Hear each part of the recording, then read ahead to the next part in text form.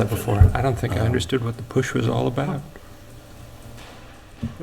Great, thank you.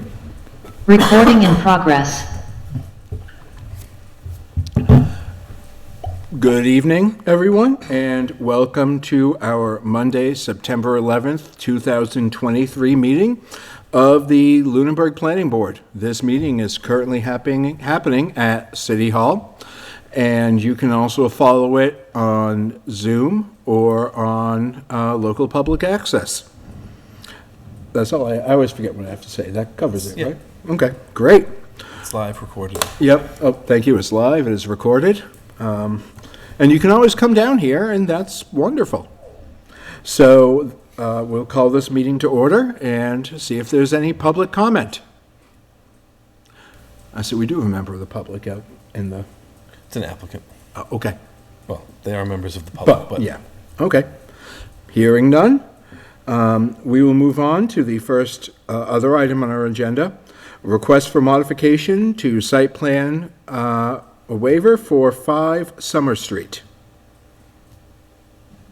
Please, come on up. And just come up to the microphone and make sure you give us your name and your address when you start, and then get into it with us, please. Hello, my name is Marlon May. The business address? I think it's there. that's fine. Okay, the business address is fine. 5 Summer Street, Lunenburg. Great, thank you. And you can tell us what you're here for. So basically, we applied the last time to open up the restaurant in 5 Summer Street, Lunenburg, but eventually we got some issues with the plumbing and the building that was not accepted. But that was the unit 1. And after that, we have to figure something out because we already bought all the equipment. So, and then the owner of the building has the unit 10 available, which was to be used to be a bar.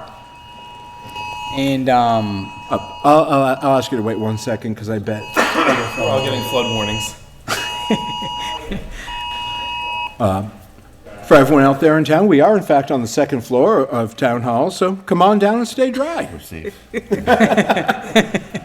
so after that, we try to change our minds because we already have equipment for a restaurant. But after that, we try to do cafe, which is like we sell smoothies, Brazilian goodies, all the sweetened stuff, and try to make smaller business because now we already kind of expend a lot into it.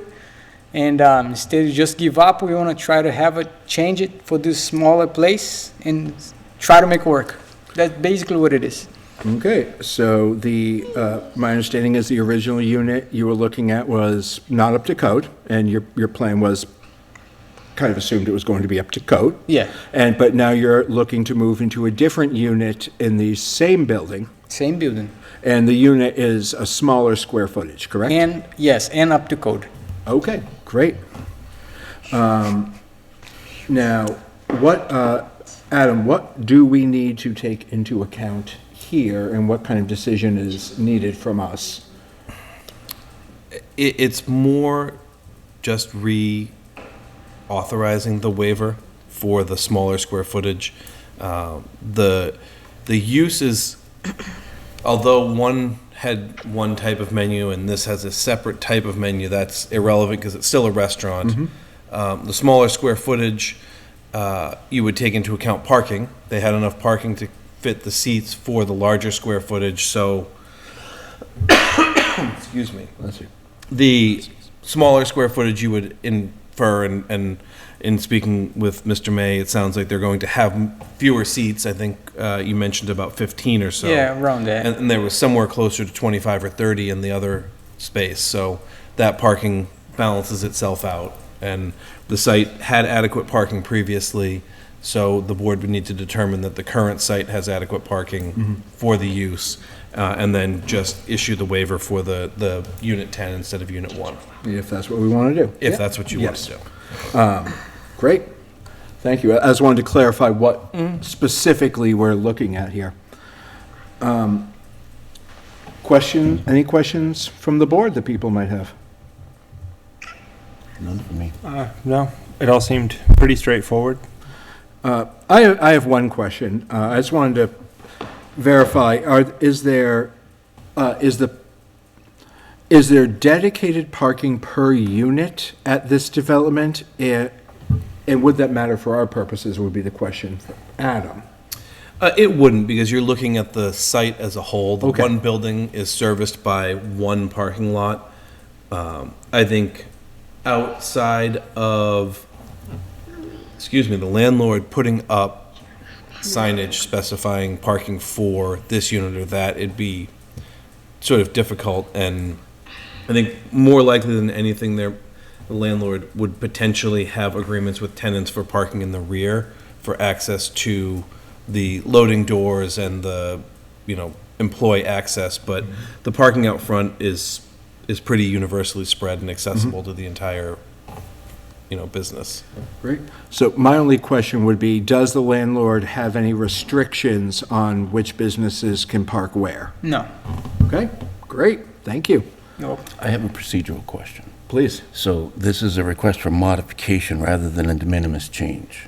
And is there a reason for that? Just because it was, It was a waiver already, so there isn't really de minimis change to the waiver. so we only need one motion? Yeah. Okay. I'm ready to make a motion unless anybody else. Please. Let's do it. I move that we accept the request for modification of site plan for 5 Summer Street. I will second. Moved and seconded. All in favor? Aye. Aye. Aye. Very good. Thank you so much for your Thank time. you. Thank you for coming Thank here. you. And Thank I you. think I speak for the board when I say we wish you the best. We Thank you. certainly do. I hope see you guys there. Absolutely. Thank you. Bye. And thank you for joining Bye. us.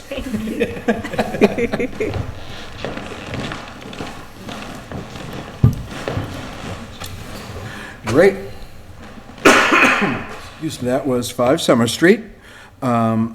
We now have to, do we sign the decision or just go over the decision for the site? Correct? Both, yeah. For the site plan approval for 1263 Reservoir Road. It was a pretty straightforward decision, so there shouldn't be too much in the decision to.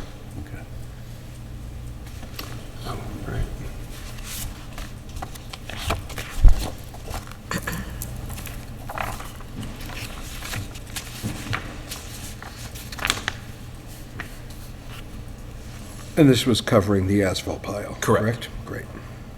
I'm sure there's a more technical term than covering an asphalt pile, but, At this point, everything we're doing is administrative. Yeah, if you guys don't want to be here, you don't need to be here for anything you're else. good. We'll get you a letter, Marlon. Thank you guys. Yeah, you're Thank very you. welcome. thank you. Mr. Wilson, thank you for clarifying that. Yeah, I no worries. appreciate that. Good night. Bye. So cute. Kids are literally the best. So we don't need to vote for anything here. We're just looking to make sure that there's nothing that, That you don't have anything on the decision you'd like to modify or alter. I am personally comfortable having looked it over, but I'll wait for everyone else to give it a look-see. So we gave them the most lenient construction hours, and Yeah. that's basically the only thing that was Yep. different. Yeah, I'm good with it. Yep. I mean, you can sign it at the end. You don't have Okay, to sign it on great. camera. Wonderful. Then we will sign that at the end, and we are all set. Moving through things. Okay, we're on to board discussions. We can flip things around on the You agenda. certainly correct? can. Would anyone mind if we just did minutes approval to get through those those quicker voting items first? That's fine. Okay, let's move on to minutes approval. And we have minutes for our August 28th meeting, as well as the public hearing for 1263 Reservoir Road on August 28th.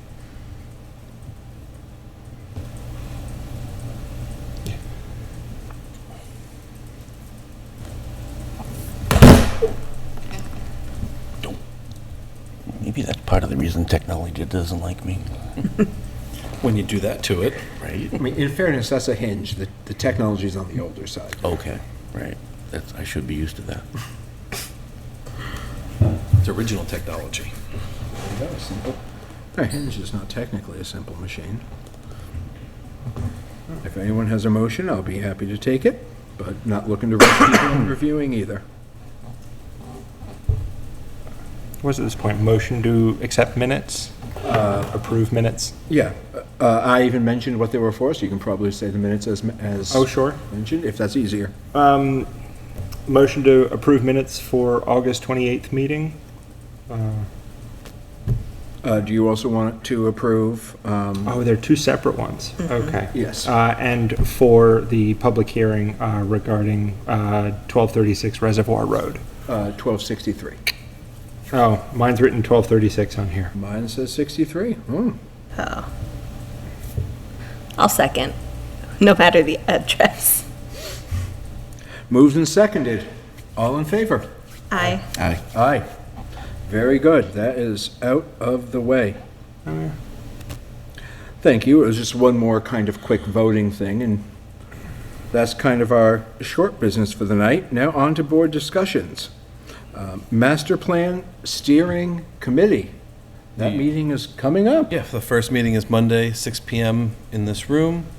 It'll probably only be 45 minutes to an hour, just sort of setting expectations, organizing the committee, meeting the lead consultant, and with 10 people, it was challenging to find a night that worked for everybody, but I'm hoping once everybody gets in the same room, we can plan out a little bit further, and it'll be maybe a little bit easier.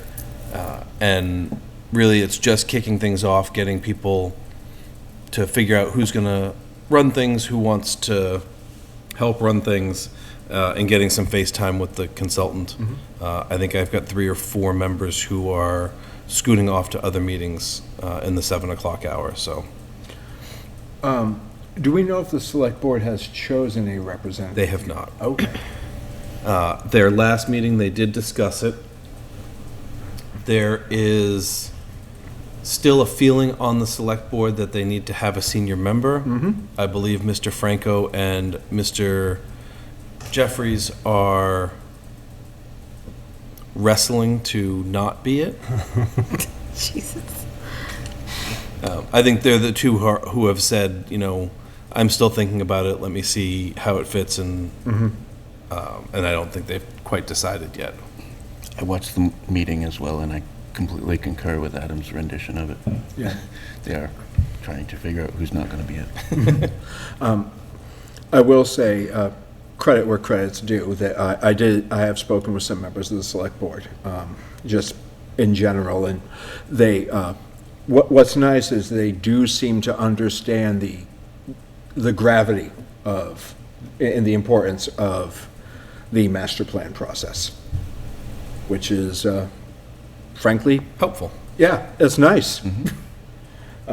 Sometimes when a group takes a long while to pick a member, you can see, I was certainly starting to wonder, well, do they get it? And the answer seems to be yes, and that's wonderful.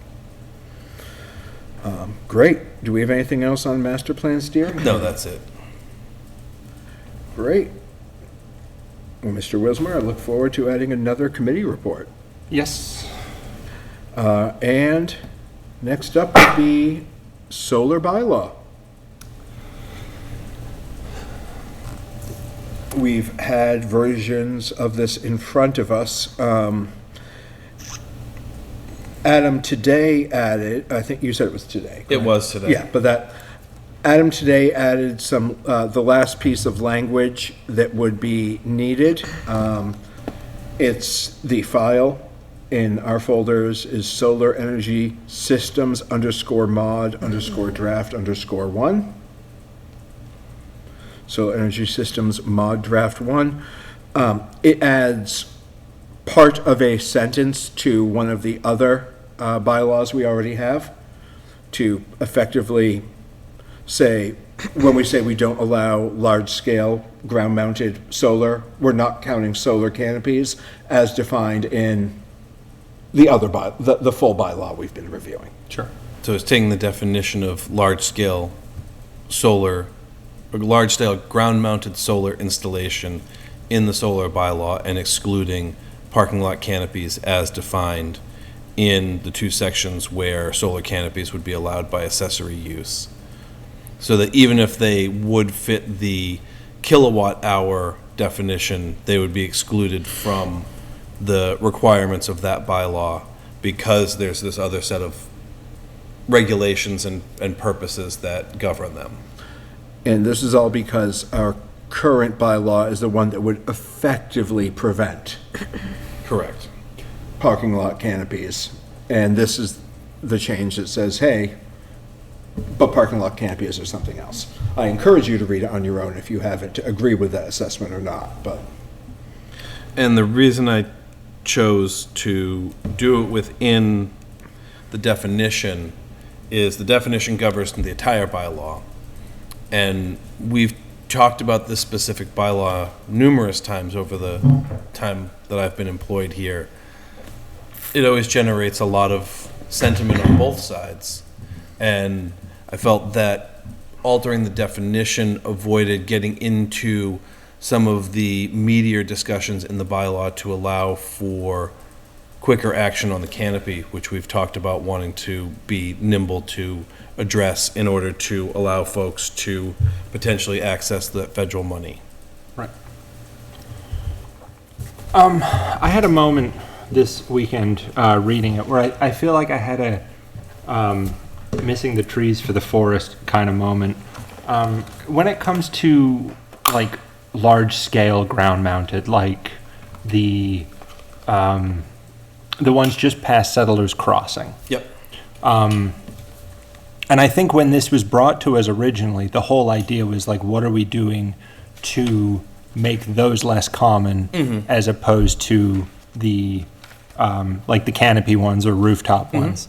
And I didn't come across anything other than like what our original kind of rundown of specifications or bylaws on how that is supposed to be set up. Are those still in place that like, sorry, what am I trying to say?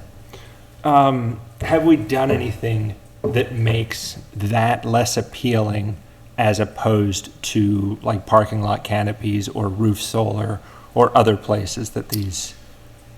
So I think that's a challenging question. Sure. We haven't changed anything that would dissuade those types of solar installations any more than they already would be.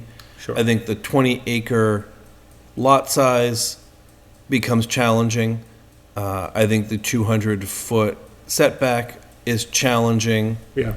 I think the reality is that the incentive programs put on by the state and federal government had, at the time, in 5 years ago, being when those started, when the last one of those was really permitted, were just really kind of open.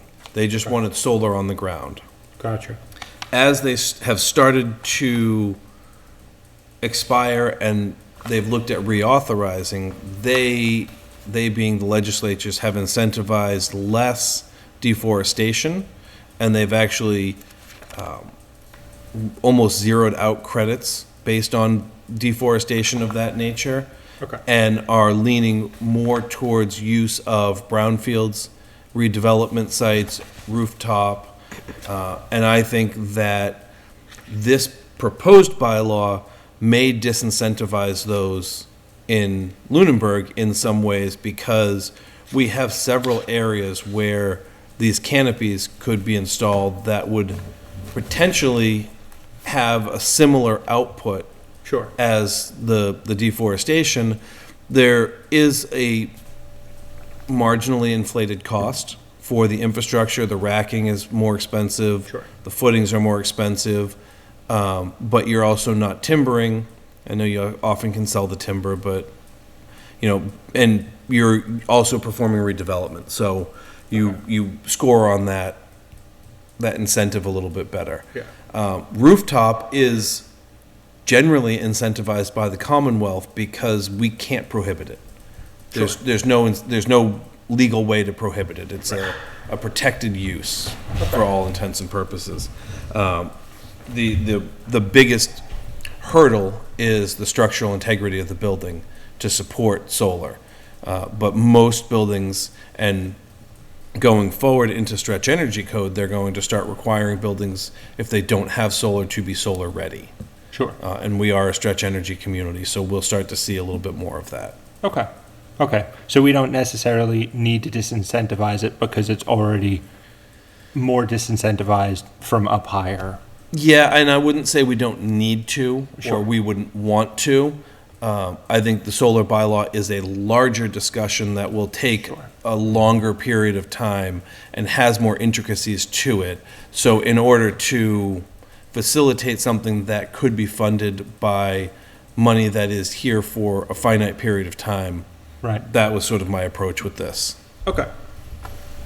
And for those watching at home who may not watch every planning board meeting, that has been part of the ongoing discussion is, if we decide to put this bylaw forward to town meeting, part of the logic we've discussed has been, and people can correct me if you disagree with this assessment, part of the discussion has been the idea of trying to help businesses make use of federal funds that are currently available that may not be available in the medium to long term.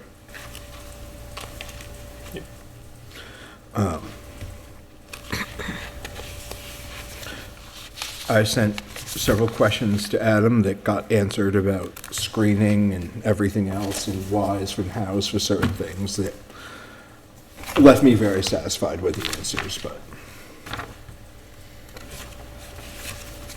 I would have to pull those up to remember what they were. I could tell, I don't feel the need to go over them Okay. unless the board was like, oh, yes, I do have a question about X. I don't want to I mean, I think that- prolong discussion beyond I what think the maybe. big one that stuck out to me was why require natural screening Yeah. around appurtenant facilities.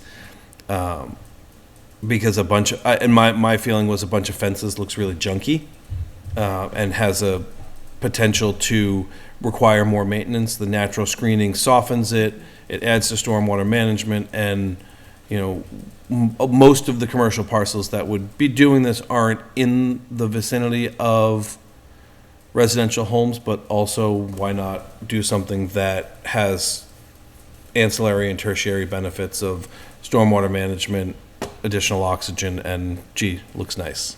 And I think you mentioned to me, if memory serves, that this also Is in the solar bylaw. Yeah, I mean, this is parallel with Yeah. other legislation that already exists. You know what, Adam, if I may? Please, please. You just mentioned something that brought to mind something that I'm embarrassed to say that I hadn't thought of before, but if you take a bunch of racked solar panels and you put it over a contoured paved area that goes to catch basins, then you could effectively be minimizing the ability of those catch basins to manage the runoff on a larger site especially. Because I'm thinking about it now, I've laid out many parking lots, and the grading on them is very specific to get the water runoff to the catch basins. And that was the intent of H in the bylaw. The installation of the racking for solar canopy systems considers and provides provisions for changes in grade and how drainage is addressed to prevent flooding and icing below the canopy system. Oh, well, that's not red on this one. Well, that was because that was part of the original Oh, proposal. it was, okay, I'm sorry, you're right. I stand corrected, thank you. Not sure that's actually gonna do what it says it's supposed to do. Well, but as part of the special permit process, one would expect that there would be hydrological modeling and understanding of how installing those canopies and the way that they're set up and angled and how the water falls off of them would be addressed. And these are the things the board needs to take into consideration as part of their permitting. So it gives the board the opportunity to address those as they come through. Just like our special permit for stormwater, right? That works really well right now. But anyways, thank you. Other questions or general thoughts or discussion?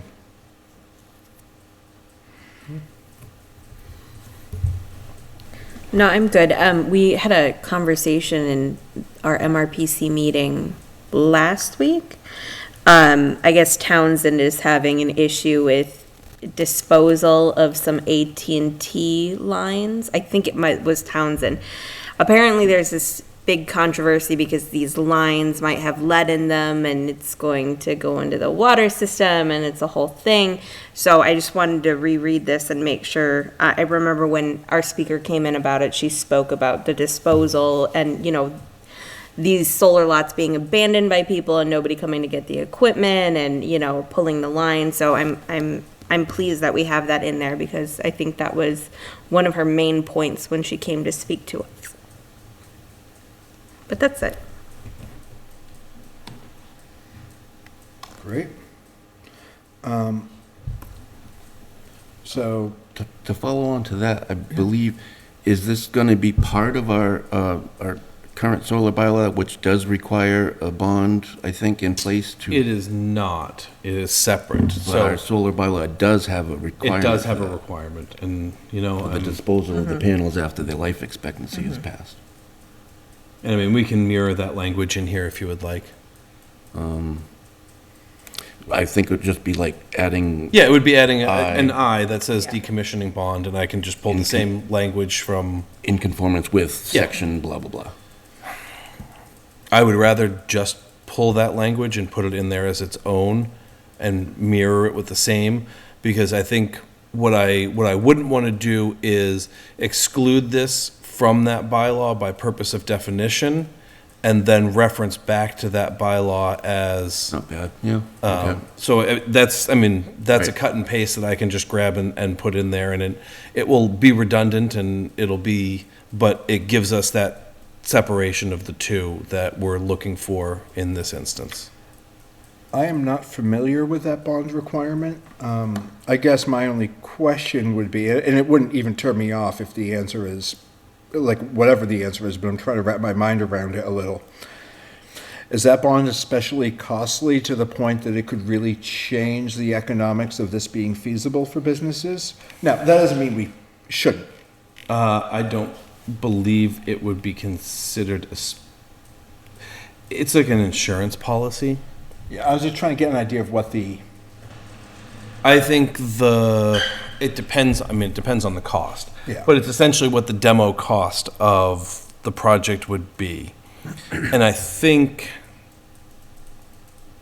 the last one that we got was like 350. And it's not like you put 350 in an account and it sits there. It's, you pay, I don't know if it's 1% or 5% of that cost on a basis so that it's secured. And if you don't remove it at the time of decommissioning, the town has to go through a legal process to claim it, to then take it. Now, just to assuage your concerns maybe a little bit, wouldn't it have been nice if we would have had a bond for removal of gas tanks at the L&M gas station? I don't disagree. I'm trying to I am generally speaking not opposed to making sure that we are holding businesses which can be incorporated and thus not things that are incorporated can cease to exist and leave other people holding, well, not holding the buck, holding the opposite of the buck, holding the bill. Which would be the town in Yeah. this case, right? Yeah, no, I'm thinking, I would generally agree with it. I was trying to wrap my mind around it, but I don't think I personally have a problem with it. Other thoughts on mirroring that bond language? Here's what it is. Financial surety. Proponents of large-scale solar photovoltaic projects shall provide a form of surety, either through an escrow account, bond, or otherwise, to cover the cost of removal in the event the town must remove the installation and remediate the landscape in an amount and form determined to be reasonable by the Development Plan Review Authority, that would say to the Special Permit Authority, but in no event to exceed more than 125% of the cost of removal and compliance with the additional requirements set forth herein as determined by the project proponent. Such surety will not be required for municipally or state-owned facilities.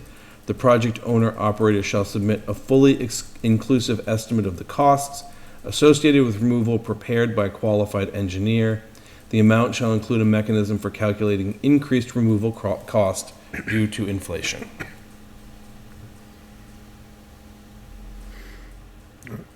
How do we feel about that as an addition? Yay, nay? I mean, informal yay, but good, bad? Yeah, I think it's good. Great, great. Sounds, I mean, I'm seeing nodding heads as well, so I think we're in agreement on that. To add that as I with the text Adam cited with the change to special permit authority.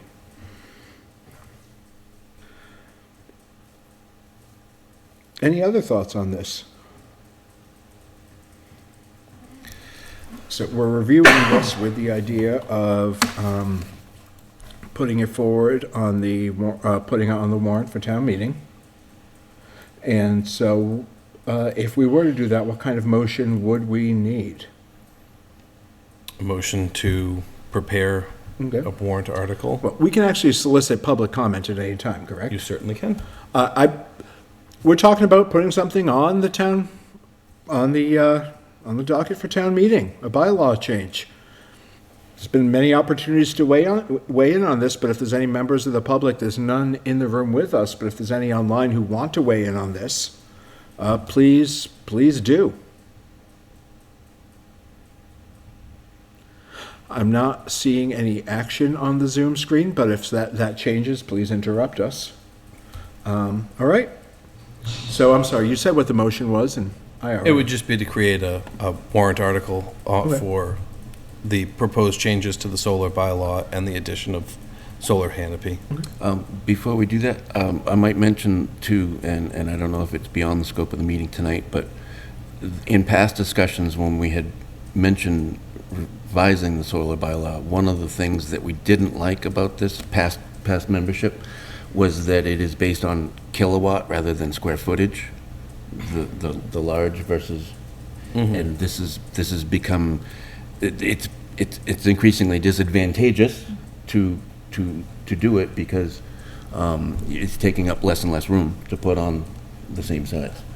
So, with the increases in technology and, you know, so that was something that has come up since we wrote the bylaw.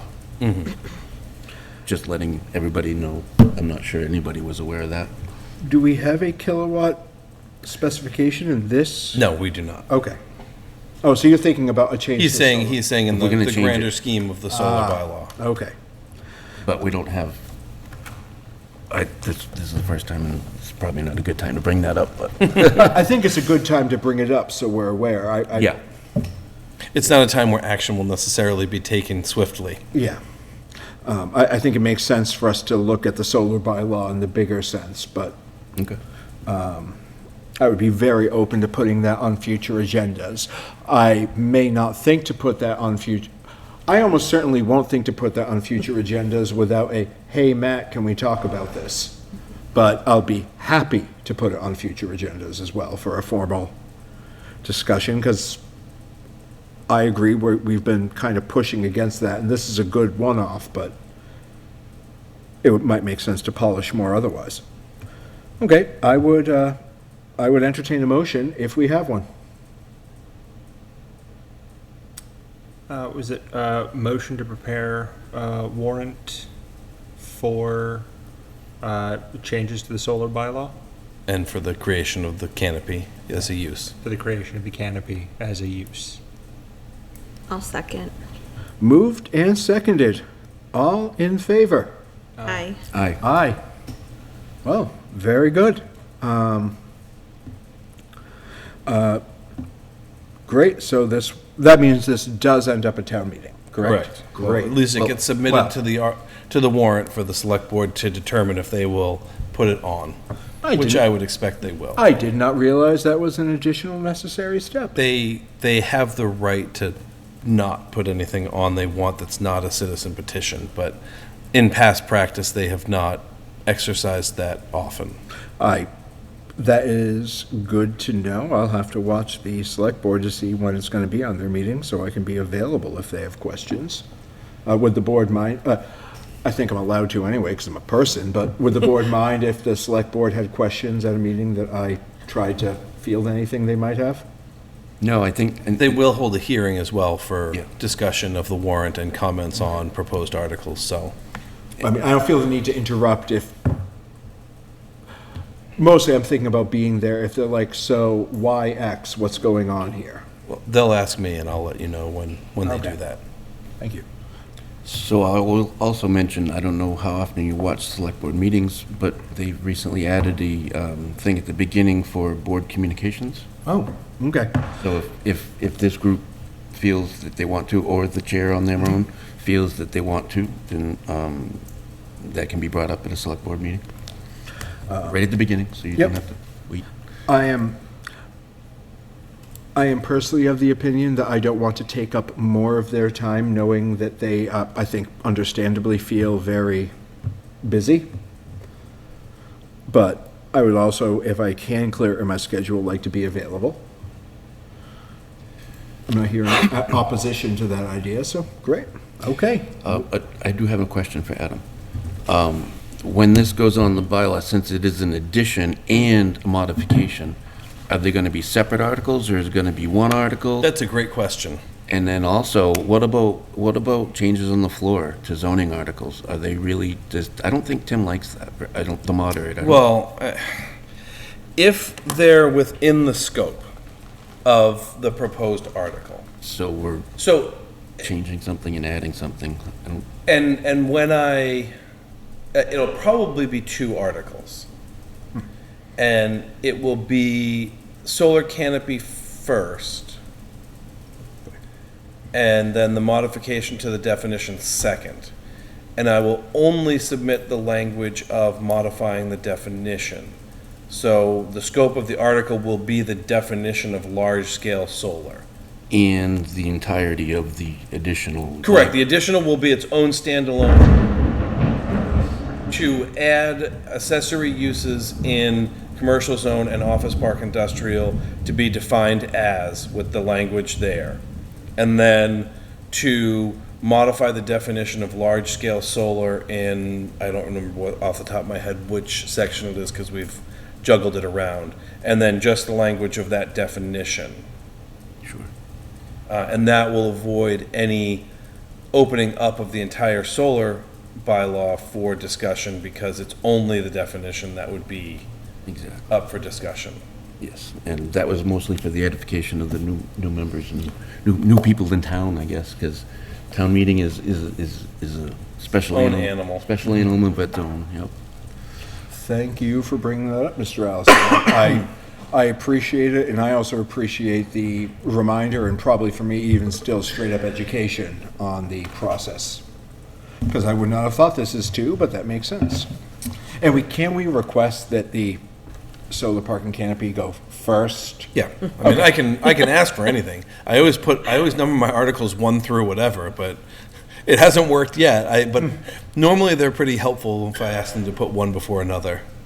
So, and that logically makes sense too, because the whole reason of having 2 articles Yes. is if one doesn't pass, then you can pull the second article without having to change the.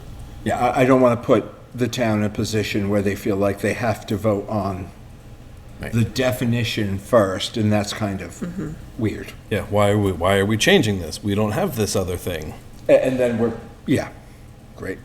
All right, well, thank you, everybody, for the discussion and thoughts. And thank you again to the Economic Development Committee for bringing the government funding to our attention, that hopefully, if this passes at town meeting, we can hopefully help some local businesses get back some money the feds took, or make use of better environmental funds, depending upon which view you wish to take. Either way, more money, local pockets, sounds great to me. All right, next up would be driveways and entrances. I have that in here as well.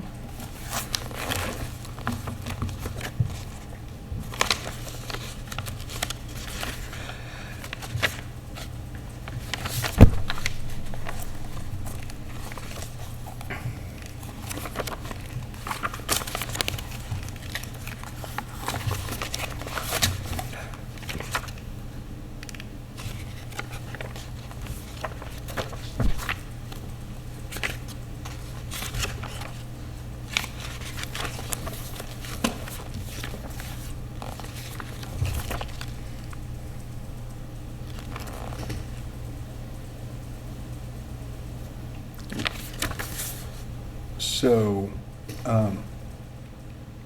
on this, I had a couple questions for Adam, some of which I remember the answers to, some of which I might personally ask him to re-explain.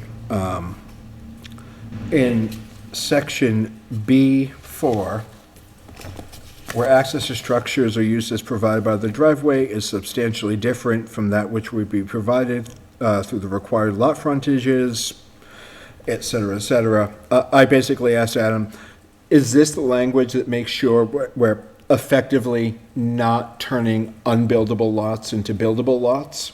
No, this is the part that's redundant. I You can't do an A and R. I mean. I the A&R completely comes agree. My feeling is, and I think I expressed this last time, that by stating it in there, you just avoid any potential attempt, argument, wiggling. And I know your position. The A&R says this. We get our giggles, we need to get giggles somehow. I've got a plan I'll send you.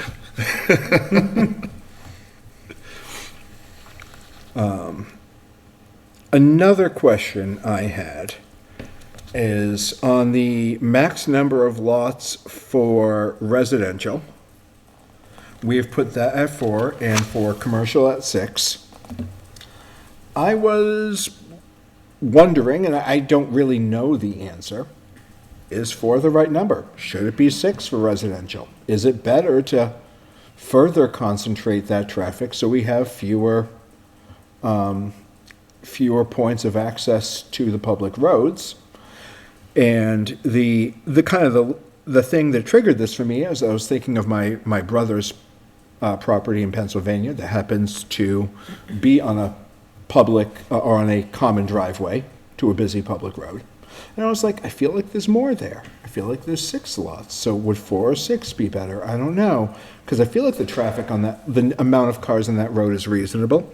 And of course, the answer was it's 5. So that didn't really help me with my conclusion at all for 4 or 6. Because I kind of prefer an even number for unclear reasons. I can add that the likelihood of feasibility for anything more than 3 is pretty low, quite honestly. Because of our, we can only do reduced frontage we can only do 2 adjacent. So for a non-reduced frontage, abutting 2, so then the most sense would make to make it 5 in my mind. And that way you could utilize, but with 4, then you can do 3 every other. And also by increasing this, it would really minimize our need to make a cluster bylaw, what we've talked about before, cluster development. But again, My logic was more political than anything. We allow 2. If we tripled that, I think people would look at it as a development boon, whether or not the reality of the way the bylaw is written bears that out. So I thought that doubling it addressed some of the concerns that people have brought to us when they've come with common driveways in the past, but didn't make it appear as though we were taking land that might not be developable and being like, look, now you can do it, because you clearly can't. But it just reduces pavement, it reduces conflict points on roadways. So that was more my hope and thought with it. I mean, if the board thinks 6 is workable, then I'm good with that, but I worry about getting in front of town meeting and having folks be like, well, now it's 3 times as many. We're gonna have that many more houses and children and, See, I was in favor of adding 1, making it 3 because of the reduced frontage. I'm certainly not in favor of promoting greater, more dense development, for sure. But it does make sense to reduce the pavement, reduce the curb cuts. The one thing I'm thinking of is, well, we've talked about, the discussion has come up before about making all roads in town scenic, but scenic roads might benefit more so from increases. and I don't know that this concentrates or increases the intensity of development, because we're not giving anyone No, I don't. smaller lot sizes or smaller frontage. It really just limits the amount of street access from curb cuts. And, I think it might make for potentially more attractive lots in some places, because, the ball or the dog isn't going to wander down the driveway right out into the street in a lot of places. Especially not at 10% instead of 12. Go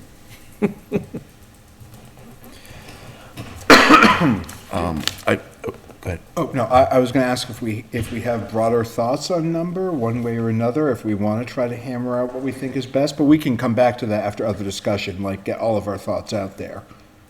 Either way. I mean, mine was more of the question of like, at what point does it go from a shared driveway to, like, A road. yeah, a road or a kind of suburb cul-de-sac deal. And that was also part of the thought with 6, is you start to wonder, does it need to be wider?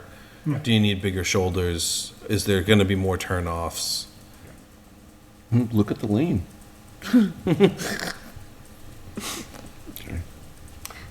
It's true. Say, depending on what you drive, it might be a 1-car road. Yep. On Especially, time of year, too. Yeah. especially depending on what's coming at you. Yep. That blind corner by me is terrible. And Adam, I'm sure you gave me an answer to this question, but I don't remember it. On kind of continuing down that same page for those who are looking, but this would be this would be section C, numeral 12 in red at the bottom of page 2. Entrance to driveway shall have a sign indicating the address is located on the common driveway, to include a diagram map showing their locations. Additionally, each branch of the common driveway will have a sign at the intersection with the main driveway noting the address of the property. I believe that was inclusion from Mr. Allison suggested. That makes a great deal of sense. I thought that was the fire chief wanted that. Well, the fire chief was the first half, you were the second half. Yeah. And I think they're both great from a safety aspect, and even from an Amazon, UPS, whoever, delivery person aspect. Make life easier. My question was, I'm guessing the answer is no, but would this retroactively apply to pre-existing? It would not. Okay, fine. That was more of a question to kind of be ready to discuss. Yeah, no, so in the Commonwealth, you can't retroactively apply zoning Okay. in any instance. And Okay. that's where pre-existing non-conforming really comes into play. Okay, great. I knew you generally couldn't. I'm never quite sure what falls where on that. But good to know. And municipal trash pickup, our contract is for the end of the driveway at the road. Correct. Okay. So that means that we don't need to worry about, A trash truck getting up and turning around a common driveway. because if people are doing that, it is because they have separately contracted with Correct. some other company, and that is their issue. That's correct. But what we potentially do have to deal with is 4 lots at the end of a long driveway with 8 trash bins at one driveway, which, it is what it is when your population doubles in your lifetime, more than doubles.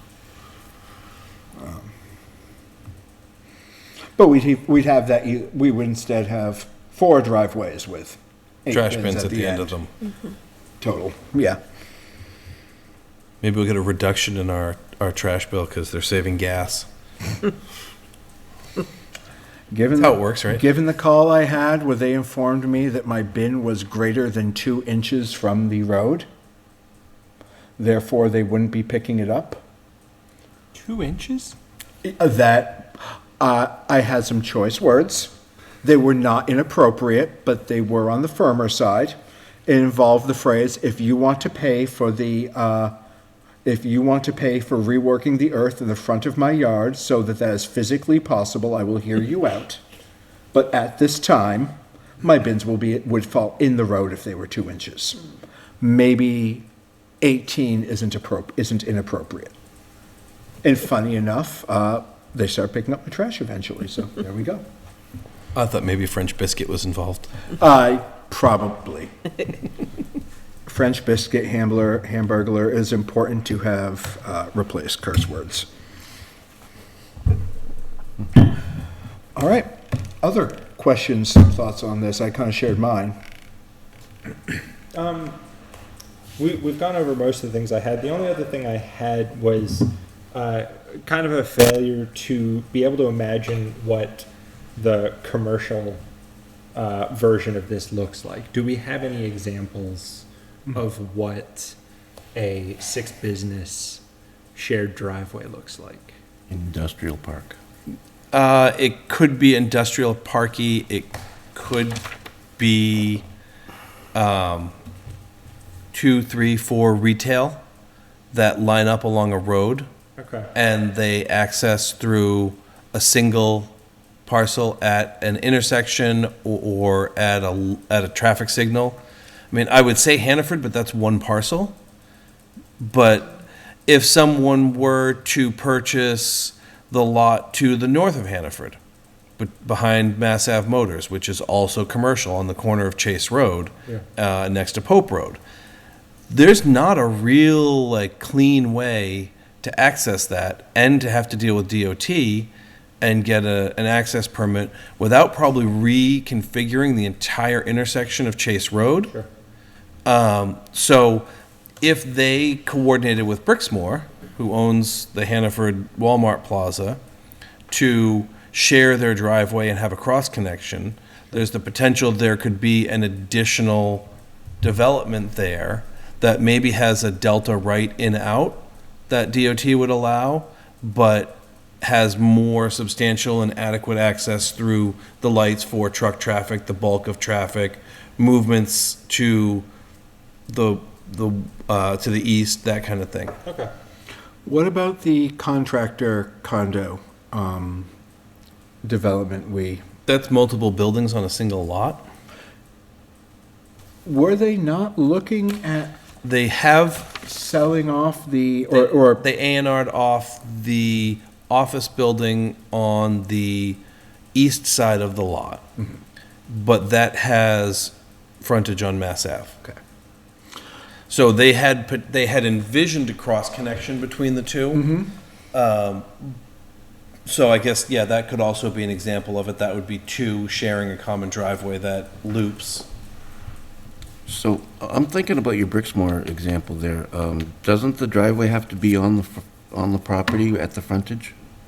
No, they have to be able to gain access from the street where they get their frontage. Is that different for commercial than it is for residential? No, doesn't it say that? Where does it say that?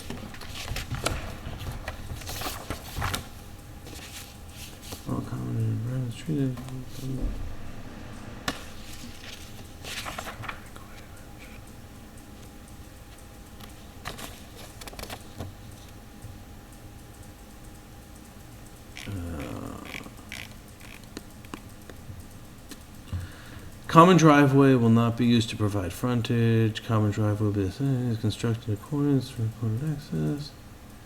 Lots being served.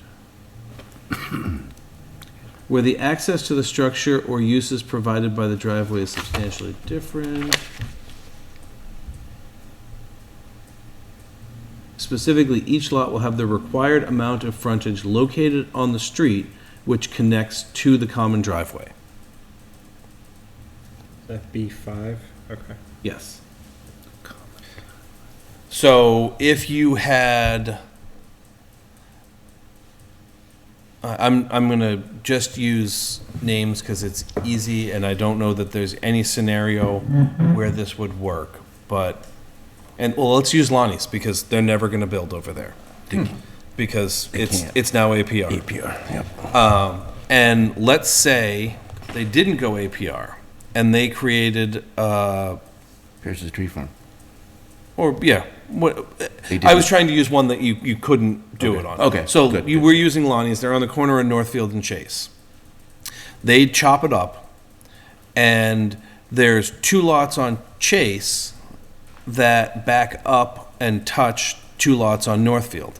And they're like, well, we want to bring the common driveway through Northfield and serve all 4 lots. You can't do that because Chase is giving road frontage to the 2 parcels on Chase. So all the common driveway lots, all the lots connected to the common driveway would have to come off of Northfield. They would need to gain their frontage from Northfield.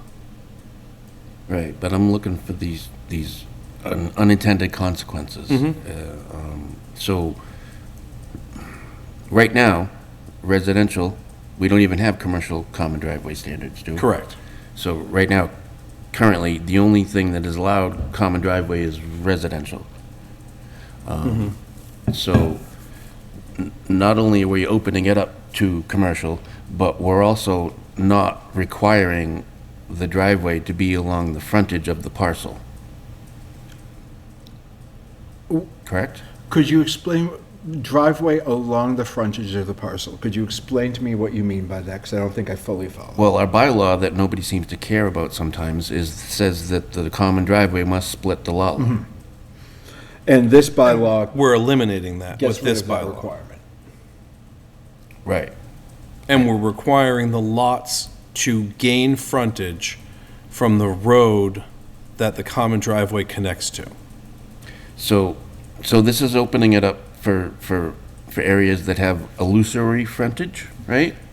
No, because our definition of frontage would not, the illusory frontage wouldn't qualify. All right, so you've got a guardrail, that's illusory frontage, right? You can't put a driveway through a guardrail.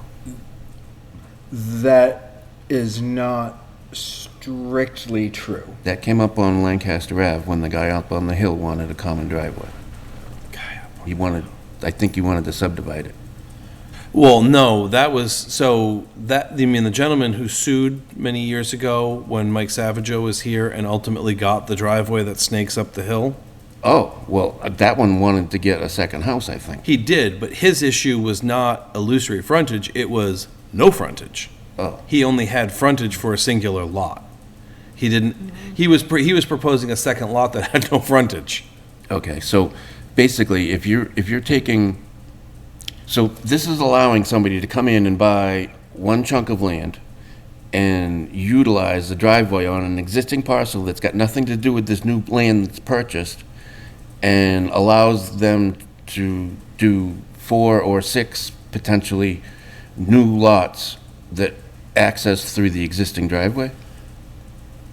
A total of 4 or 6, including the existing lot that has the driveway. And the new lots all have to have qualifying adequate frontage. So this doesn't excuse or alter or minimize the dimensional requirements. It actually says that they will have to meet each lot that shares a common driveway will meet the minimum dimensional requirements for the zoning district in which it is located as outlined in this bylaw. Specifically, each lot will have the required amount of frontage located on the street which connects to the common driveway.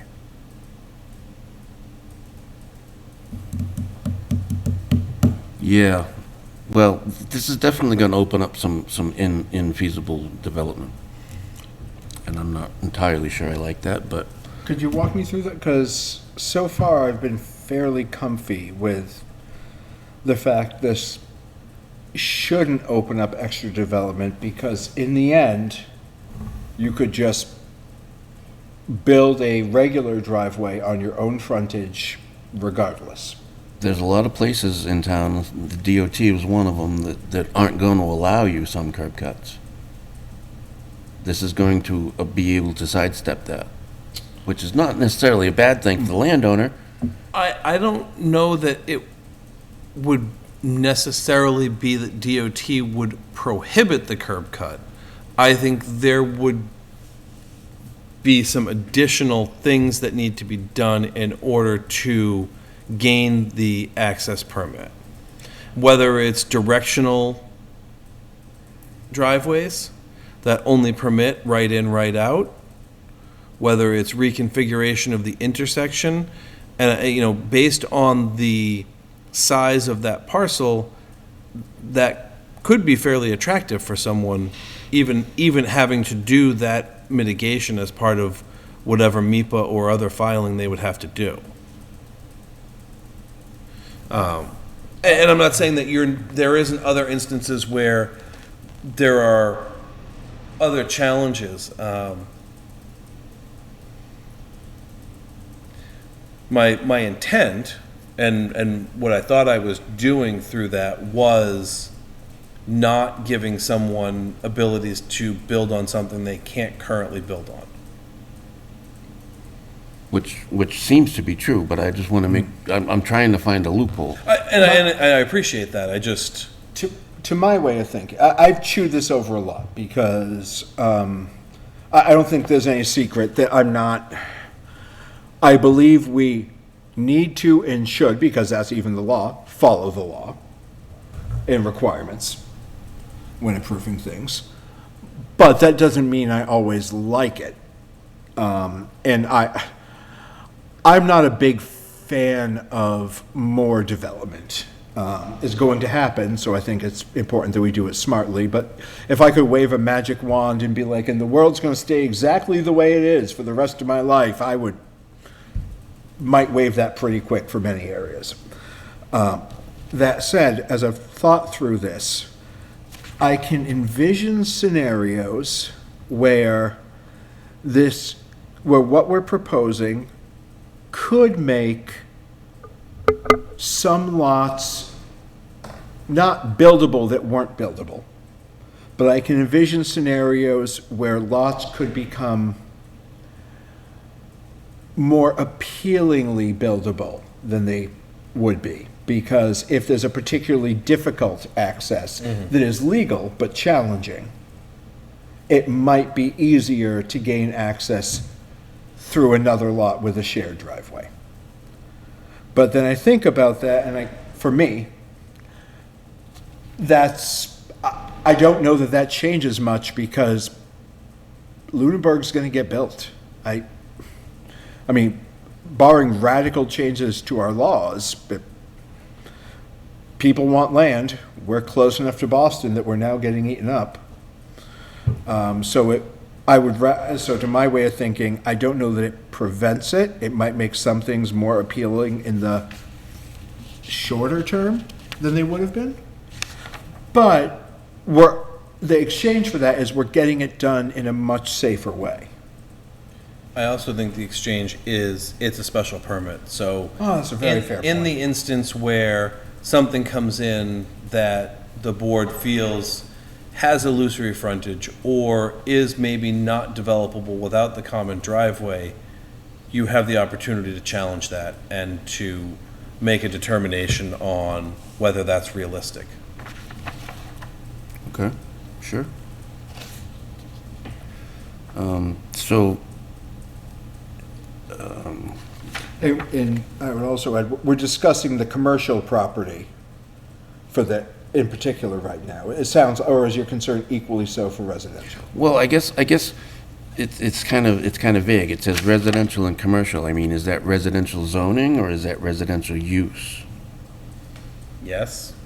I mean, commercial use in a residential area? Well, no, because that's not permissible per our zoning bylaw. Commercial, if somebody's got a business, oh, okay. I mean, a home business is a residential use. It's an accessory to a home, to where someone lives. Okay. And you can't just have a home business if you don't have a home. So the commercial development is gonna have to come to this board for some other permit? Yeah, I mean, they're gonna need a site plan approval and, Okay. God, I love these discussions. Do you? No, I do. They're torturous for me. I like, this is the aspect of government I enjoy, Yes. is the picking it apart and trying to make sure we're actually doing good work.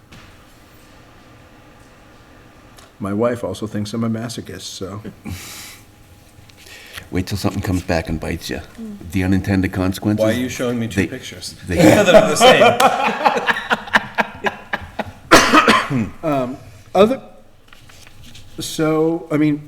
Other thoughts, concerns, things we love. I'm seeing some shaking of heads. How do we feel about the 4 lots as written? I hear an argument to go down to 3. I hear an argument to go up to 5. I hear an argument to leave it at 4. I have my own thoughts, but I'm curious what people are feeling overall on this. We've had 2 or 3 meetings since August 8th, I think. This is our second meeting since then, Okay. and we didn't discuss this in any substantial way last meeting. Not in any substantial way. Okay. So I will note that the one item which isn't on this, because I didn't change it, because I was waiting till we discussed it this evening, was we talked about, in the commercial common driveways, why is my mouse being crazy? Adding, it is 6 lots and 1,800 feet with town water and 4 lots and 1,200 feet without. Okay. That's what, okay. That was an important addition. I am based on our discussion from before, I'm fully in support of that. Well, because of hose lengths, right? Yeah. Yeah, because I was like, why? And then you were like, you ninny, here's why. And I was like, yes. I didn't say that. I know. I'm in fact calling myself a ninny in that instance, so it's okay. So there's also something to think about too, is development adjacent to an existing driveway that wants to use that as a shared driveway. Mm-hmm. We don't really, I mean, our driveway, we've got common driveway standards, but we don't really have driveway standards, do we? I mean, Well, I residential. mean, it is a special permit, so at the time that is filed, that driveway then becomes a common driveway for purposes of that special permit and would need to meet the standards as outlined within this I get you. So bylaw. you're saying they could reconstruct it if it needed They could to? reconstruct it, they could alter it, they could, and, you know, frankly, that's one of the things that sort of has triggered this discussion is we've had folks who were dividing a lot that they currently owned and said, well, we have a driveway, why can't we just use it? Right. And in some instances, it was a safer place for the driveway because there was a curve in the road or there was some sight distance issue. And the board has generally been reasonable and accepting of relocating those driveways. And rather than make it this arbitrary and undefined approval, concentrating it into a more defined permitting process and giving everyone the opportunity to avail themselves of it in some measure, I thought was a step into the 21st century. On the current common driveway law, if you follow it by the book, do they still need to get approval from us, or is that by? No, that is by right. Okay, so that's one of the things I liked about this, was it removes the ability to just say, forget all of y'all, I'm gonna do what I want, whether or not this is good for the community by putting it in a special permit. But also being a special permit, it means everything's laid out more clearly and, And I think that, with the common driveway law that we currently have, we end up with a lot like over on Northfield and Holman, where one lot is like a puzzle piece and wraps around the other lot to gain frontage so that they can share a common lot line to qualify for the common driveway without needing special approval and avoiding the wetland. It was very creative. It was, and I mean, it works and it's legal, but now we're gonna have two people who buy these lots who are gonna be like, huh? This is, like, there's gonna be a fence that's gonna be in the middle of somebody's yard, potentially, because that's someone else's land. So if we can avoid things like that and make more logical lots, more approachable lots, and give people the ability to avail themselves of environmentally sensitive development, I think it's a worthwhile pursuit.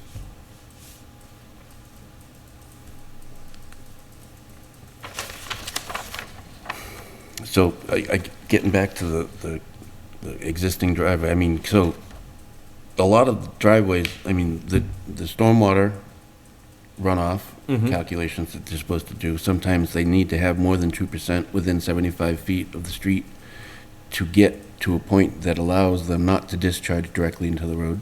Sometimes the site topography just simply dictates that. So if you've got an existing driveway that's not within the, and you said they can go to the ZBA for relief? Yeah, I mean, in an instance where they have an existing, something that doesn't conform, they could avail themselves of that if it was appropriate.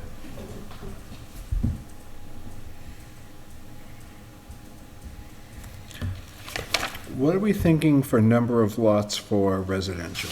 Are we happy at 4? Do we want 3, 5? 4 is about the most I'm comfortable with. Okay. Yeah, I was gonna say the same thing. I don't know if I would go more than 4. I kind of like the argument for 5 for how things fit together well under our bylaws, but I'm very comfy with 4. Like, I don't, hearing two people say, but I really like 4, leaves me going, I'm fine with 4. Now, also another piece of town meeting advice is, since this is new, then anything here is going to be up for Correct. revision on the floor. So if anybody at all wants to move that we revise this bylaw, they can change any one of these numbers, and they can change any of this verbiage. But it's through approval of town meeting. Yeah, so they would have to make a motion to amend, and then someone would have to second it.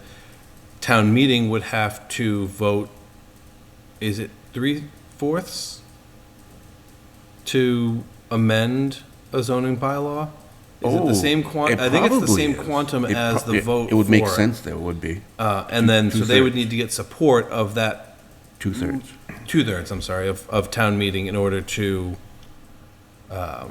make that amendment, and then they would vote on the whole bylaw with that amendment.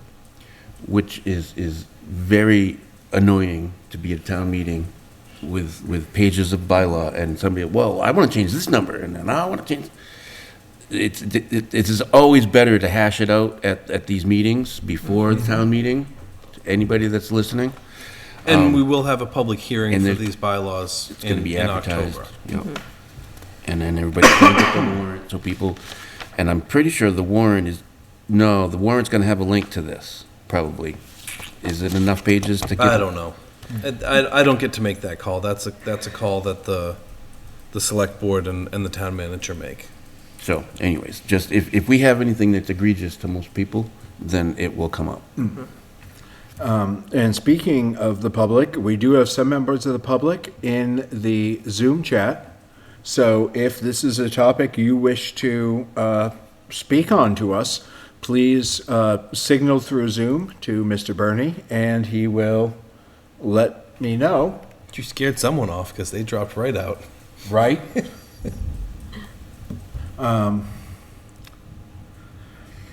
I say right because I believe it was my friend Aaron, so, like, before I go. Before I sound too cruel. All right? I have one more comment, and it's just, I circled it, and it's annoying me now. The very first page, A, third bullet, there's a comma and then there's two more. I don't know. Ooh, good catch. Good catch. Does that make any difference? I mean, and why do we have to have, when you've got bullets, why is there a comma and at the second Because to you're last? supposed to consider all of them. Okay. I noticed that in other things too. So I'll move that. I don't know. if I'm it just should gonna be- drop I'll either flip the consolidate in the judgment, or I'll just drop the and down after the individual driveways. Okay. Do we have any other discussion on this? I'm seeing shaking of heads, so I would be looking for a motion if we want to put this forward to town meeting.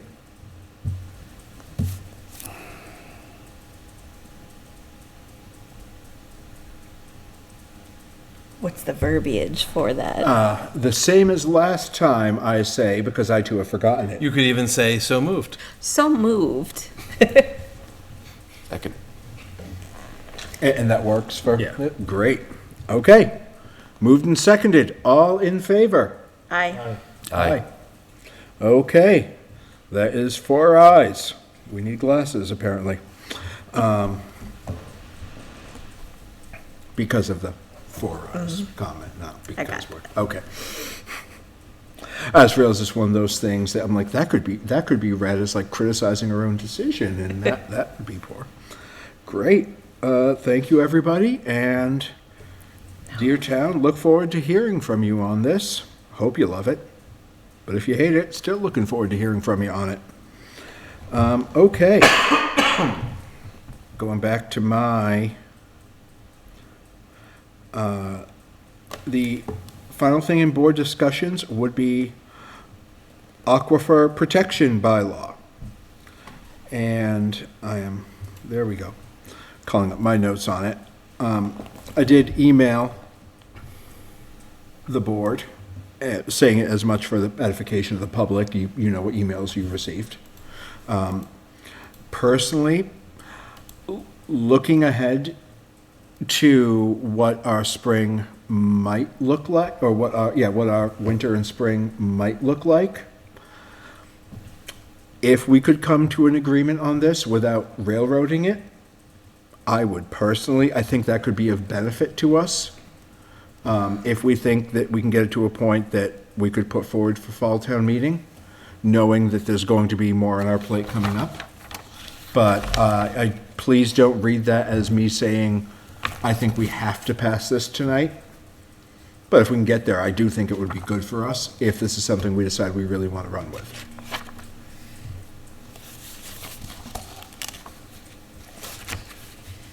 And, Adam, I know I sent you some questions You did. today. I did comment, just purpose of the district in section 1, I just thought was wonderful to have there written cleanly. Here is why this exists. I hope that helps members of the public reading this law to understand what's going on. That was another lays out the difference clearly between zone 2 and zone 3. Where are my questions? On page 5, so it begins section 7, prohibited uses on page 4. 7.1, the following land uses and activities are prohibited in zone 2 unless designed in accordance with the specified performance standards. Section D, so whatever you call, I don't know section versus whatever. Yeah, so in section D, It outlines MGL 21C and 310 CMR 30. 21C, MGL 21C is the hazardous waste law. So it's really just things that transport, generate, et cetera, hazardous waste. And 310 CMR is the Code of Massachusetts regulations that governs waste in general. Okay. So a very small quantity generator, as defined in 310 CMR 30, which is number 1 under D, is a facility that generates less than 100 kilograms of regulated recyclable material, which is hazardous waste of some nature, per calendar month, and doesn't have acutely hazardous materials. So acutely hazardous is more specifically problematic. And accumulates less than 1,000 kilograms at any time. So it doesn't generate more than 100 a month and never has more than 1,000 kilograms of regulated recyclable material at a time. So again, very small generator as defined by DEP. Household hazardous waste centers and events as defined by CMR 310 CMR 30.390 is when you go and you bring your paint and your motor oil and whatever you have over to Devon's and you drop them off with them. And they have a whole litany of regulations on those. They can only happen for 48 hours. The materials are only allowed to be on site for 24 hours after, for cataloging and determining what it is. There's pages upon pages upon pages of how they handle it and what they do with it and all of that. So again, it's a regulated activity that is done in small, finite periods of time. So the risk of leakage or spillage or any of that or fouling of the aquifer is relatively limited, and it's doing probably more to prevent that by allowing for the collection and proper disposal of than saying you can't do it at all and people just storing it at home or dumping it down a storm drain or burying it in their backyard or whatever. Sorry, I'm getting old and this little typing is hard to see. My question for Adam on this section was, can I just get a summary of what these are? Because I don't know, and I'm not going to be able to parse that from the law necessarily easily. Waste oil retention facilities as defined by MGL 21, section 52. More emergency alerts. Get ready for the beep, folks. Section 52A. So in the general laws, I believe it came in the 70s. There is a requirement that auto repair, auto supply, and marinas that operate in the Commonwealth that are licensed are required to have waste oil retention facilities. So this would exempt those because it's part of their business operation. And then water remediation treatment works approved by DEP. You start approving water treatment by DEP and you just get into days and years of regulation. Thank you, because I was not going to be able to get that info in a timely fashion reading through mass laws. Another question I had was further on the page for I, storage of animal manure unless contained within a structure, design, blah, blah, blah. Does that include composting, or is that? I would say no, because composting is, at least in Massachusetts, generally vegetative material. So I am thinking, like myself and many chicken keepers who, Compost their chicken feces? yeah, like I just take the bedding out, I throw it in my compost pile with everything else. And the answer may be you can't, and the answer may be I'm going to be told I got to stop doing that as well. We'll see, but Well, I guess it depends on your compost container whether it would fit those criteria, okay. but I also don't know if it counts as storage of animal manure. I don't know that Exactly. it does. I would expect that this is more also for large volume, and I think that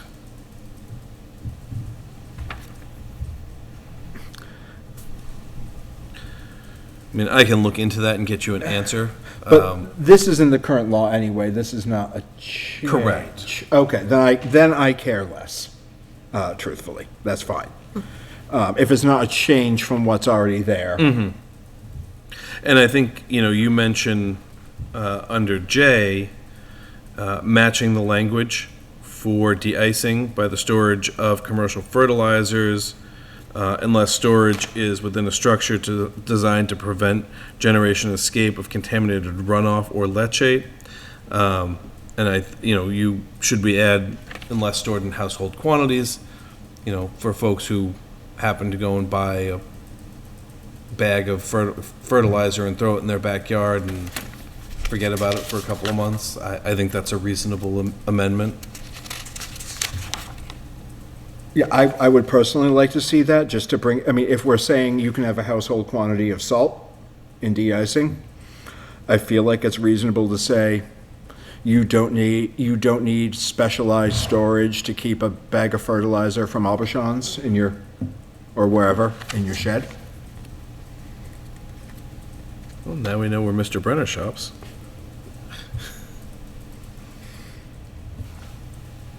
Yeah, boy howdy.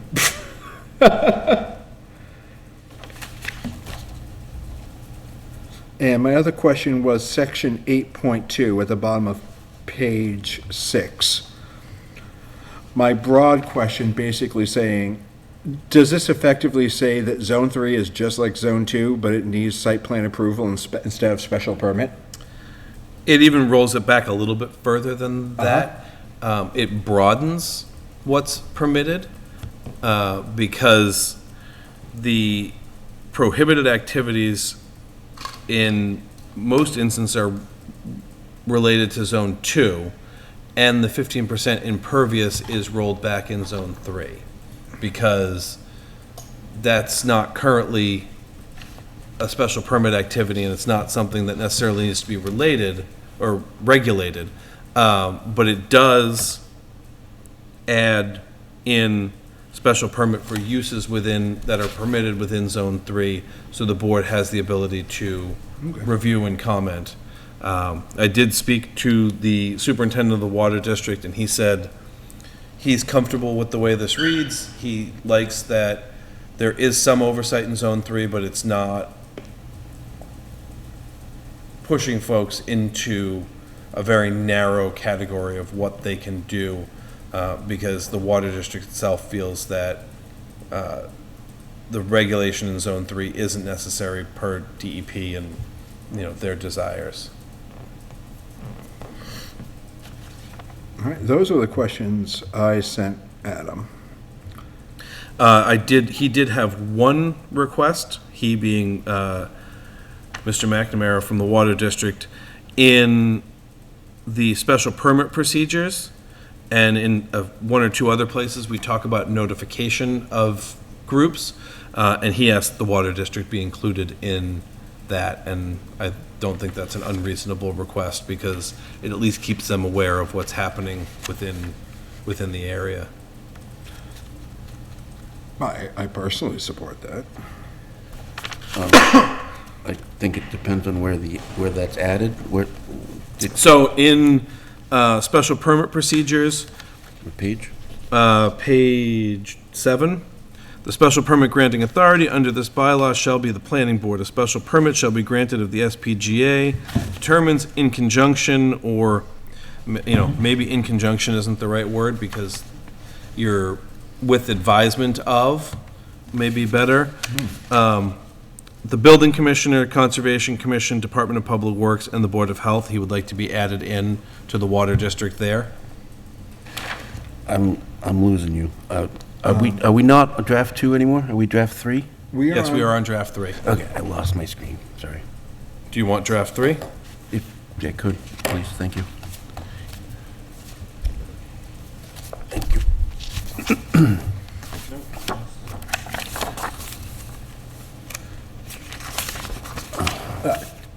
Both of those changes make sense to me, both including the water district in notification as well as cleaning up the language so that it is in whatever the wording you had, consultation or whatever, as opposed to. As advised by. As advised, yeah. I think it better explains where info is coming from versus where the buck stops. I think you passed me the wrong one. I got the solar. That's all, it's only the solar in there? That's right. I can print it, it'll just take me a second. If I can see around all the bits. Town hall. We went to upstairs I got the Hollywood Medical College. I got the too. digital back, Adam, and Oh, you did? Yeah. Well, I just printed your hard copy. thank you.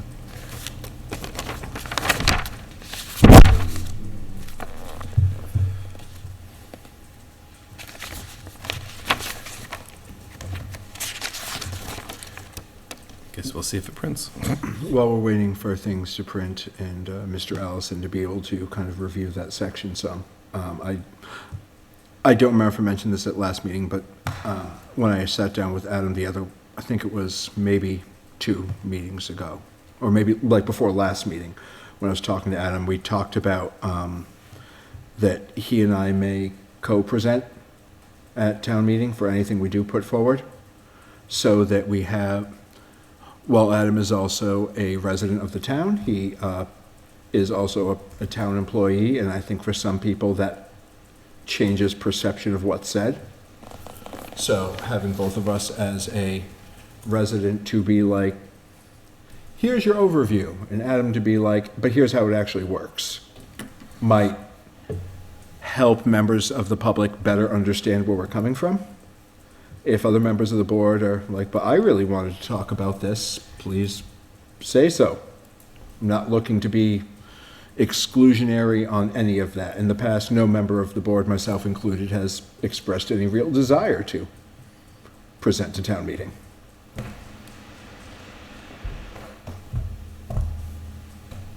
It printed across the street for some reason. There we go. Do we have other questions, general thoughts, anything else? Well,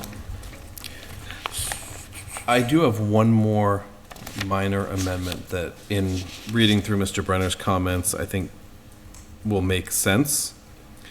On page 7 again, in section 9.2, I would propose we add the water district to those being transmitted a copy, which is a pretty low lift, but later in that paragraph, failure to respond in writing within 35 days of receipt shall indicate, it says approval or no desire to comment.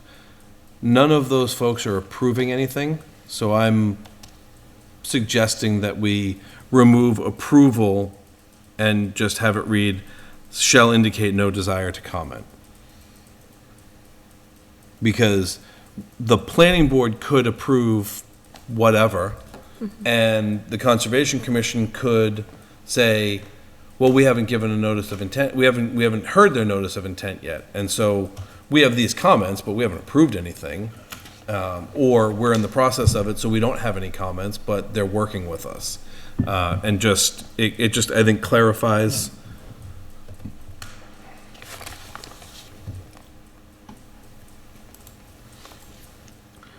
based on what we just said, that makes sense to me, but it's based off what I already suggested, so easy for me to be like, yeah.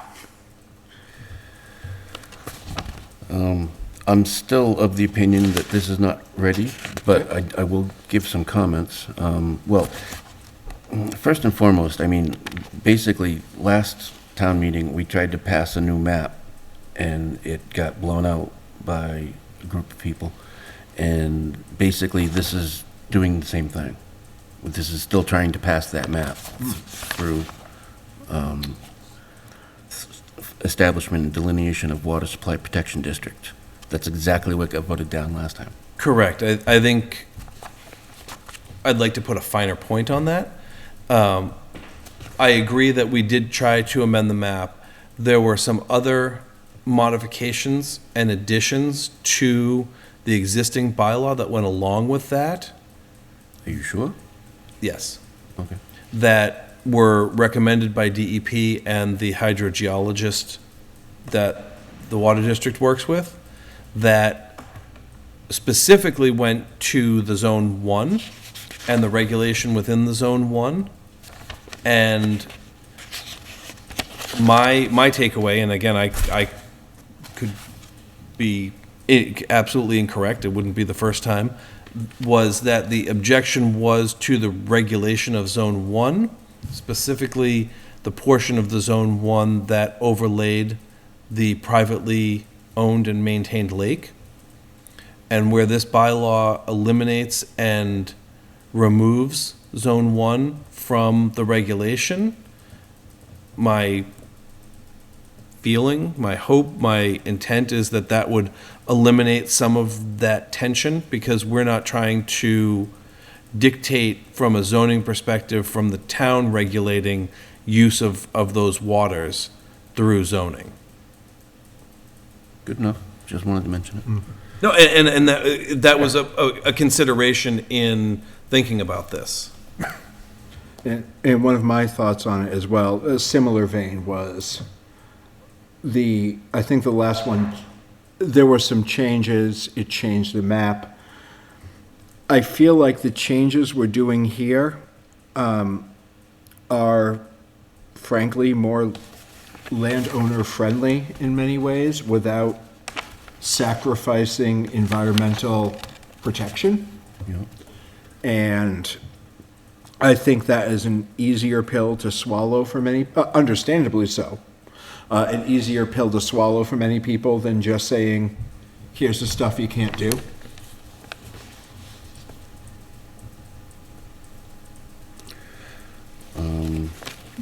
So definitions, impervious surface. Impervious surface, material or structure on, above, or below the ground. Isn't that what surface is? Is the surface of the ground, the top of the ground? Well, how can the surface be below the ground?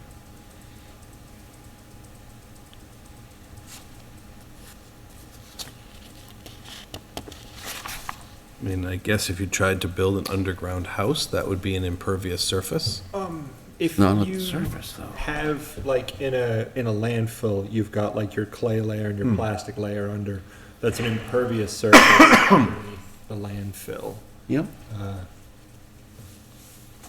And I mean, this is, the definitions are straight from DEP. Okay. That's fine. I just wanted to point out the wonderful stuff we get from our state.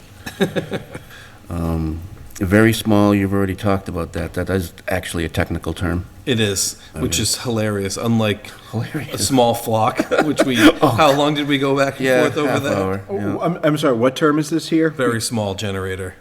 Very small quantity generated. It's actually defined within the CMR. Yep.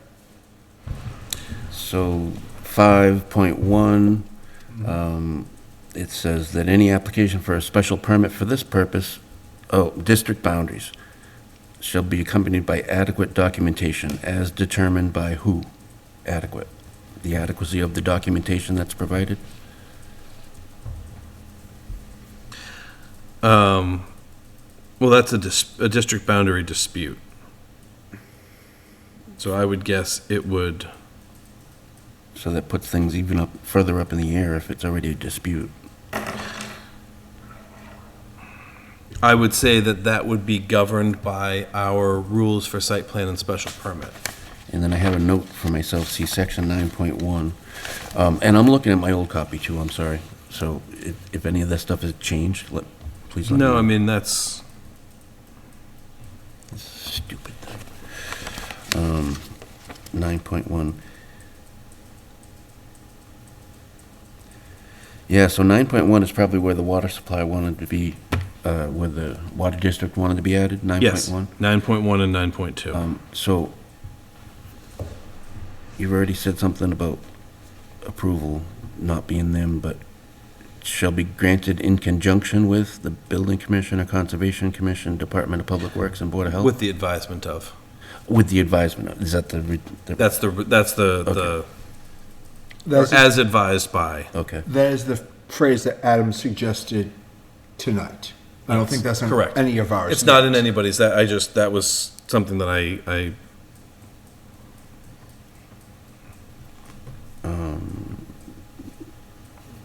Why did I underline definite? Incredible. where did you underline definite? 9.1. Sufficiently detailed, definite, and credible information to support positive findings.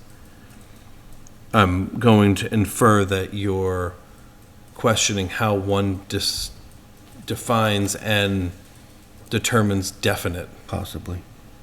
This was, I mean, the way that I read this, and, you know, I'm in no way the ultimate authority, but the language that's there that says sufficiently detailed, definite, and credible, it's a determination made by the special permit granting authority. It is subjective, as is the entire special permit process, and that gives the board the authority and the ability through that process to look at information and question it or require additional information or additional study to firm up that they are comfortable with what's being presented is meeting the standards and criteria as outlined. And I've talked to folks throughout my career who want special permits to say, if the board finds, they will or shall issue. And you can't put that in a special permit because that makes it objective, and by definition, they're not objective. okay. You already discussed the failure to respond. Well, the reason I commented is the failure to respond is not an indication of lack of desire to respond, and I don't know. I've never been a fan of being at a meeting or watching a meeting and saying, well, what did the Conservation Commission have to say about it? Well, they didn't respond, so they're okay with it. That's not necessarily true. Yes, I agree with you in principle. My editorial on that is that an indefinite period of response puts the whole process into a loop. And Sure. No, I mean, it's not uncommon in our regulations, so. yeah, It's a point that I make every time it comes up. and it's a fair point, and you're right. It doesn't mean that they are like, yeah, everything's great. It just means that they haven't responded, and it's probably appropriate to move forward. And if the board has a specific question, it probably requires some prompting. Would you be more comfortable with the phrasing, and you may not, and that's fine, as to, shall indicate no desire to comment, shall be considered no desire to comment? You don't have to, no, I mean, it's fine. The way, I mean, I agree with you that, at least what I think you're saying, of the, yeah, just because maybe they had one meeting during that period that was an option, and they didn't have quorum. yeah, And, there's a billion reasons somebody didn't respond. yeah. But it doesn't necessarily mean they're okay with it. And that's why I was thinking, if there's a difference between shall be considered rather than shall Indicates. indicate, because that's saying, you're not responding, so we're assuming, which is different than you're not responding, so that means. So I would prefer that, but again, it's not necessary. Frankly, I prefer it too. Okay. Okay. Like, with that logic laid out, I think it's, even if it makes zero legal difference, which I think it does here, I think I prefer that tone myself. Very good.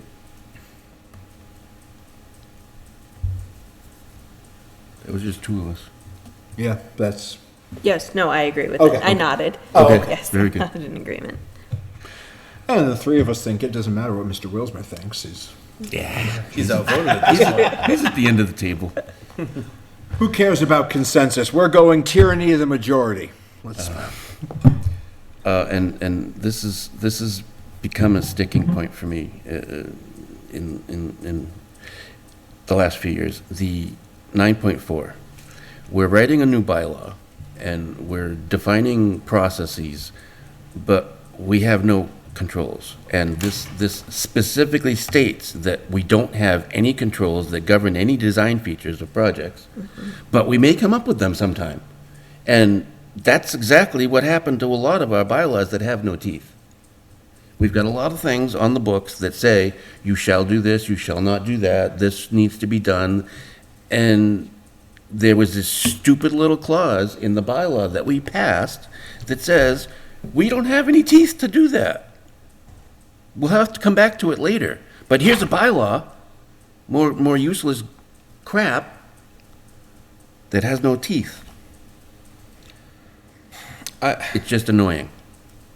It's just annoying. Why do we, understand that point. I don't know that it's the same in this instance. well, it doesn't matter. Why do we come forward with a bylaw when we don't have controls, or we don't have governing design features, or why do we do this? Because in some instances, and I'm actually an advocate of doing this, in not and so I'll go back to the earth removal discussion that we had a few years ago. It's been probably more than a few years at this point.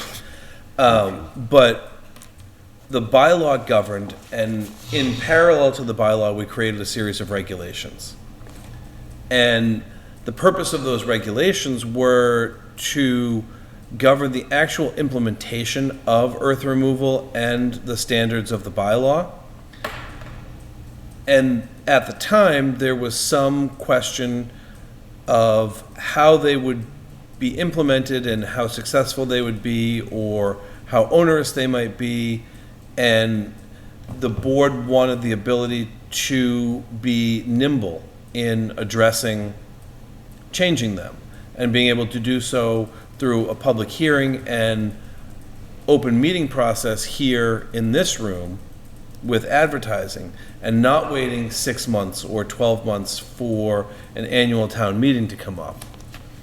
I think that parallels this in some ways, in that if the board identified specific things that they felt were important or pertinent to water supply protection, they could implement them through this clause without needing to modify the bylaw, and be nimble and responsive to either changes in development patterns, changes in business uses, or other environmental factors, whether it's PFAS or something else that comes down the line.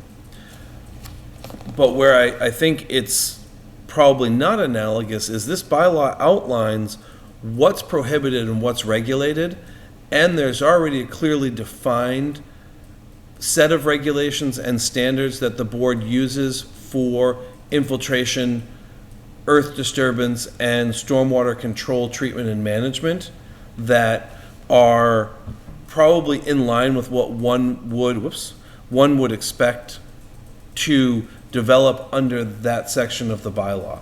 So I see this as empowering the board to not go through the process of having to bring this all to the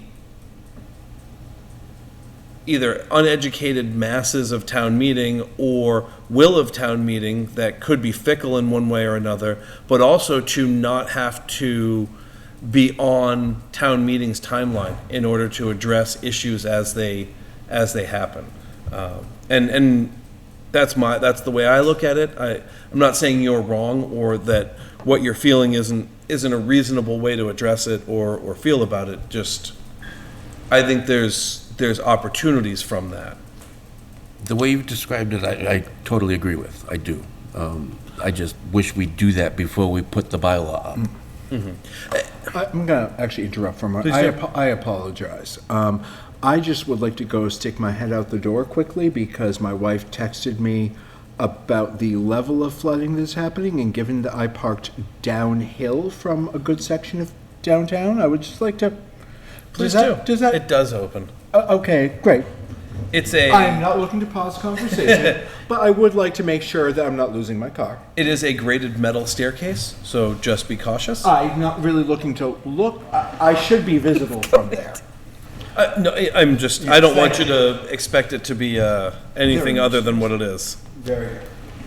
And I understand that point, and I think that there's instances like the earth removal bylaw where that's important to have those regulations ready with the bylaw. And I think in this instance, this bylaw already has a lot of meat to it about what and how it's regulating. And that ability in 9.4 is a more reserved power that the board can enact at any time. I still have a car. I'm like, oh, we're not near anybody. We still have a parking lot back there? Well, we do have a parking lot, yes. No, there was that moment where we're like, oh, we're not really near any bodies of water aside from that river that borders the parking lot. That giant swamp that comes from the giant pond up the road? Maybe I'll double check.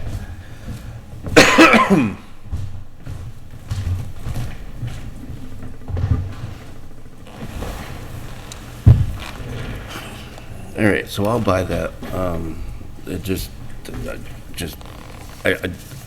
I hear what you're saying, but I don't agree with it anymore. And that's fine.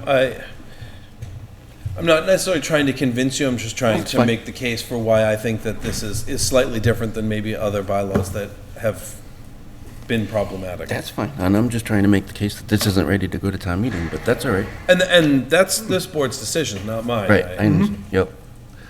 And then 9.6, the end of it. So if we go through 6 meetings or if we have 6 meetings and we don't act, then it's permitted, it's granted, right? Or if we come up to the 91st day, then... Hold on, I want to read. Oh, the very end of 9.6. Yeah, I just want to read all of 9.6. Okay.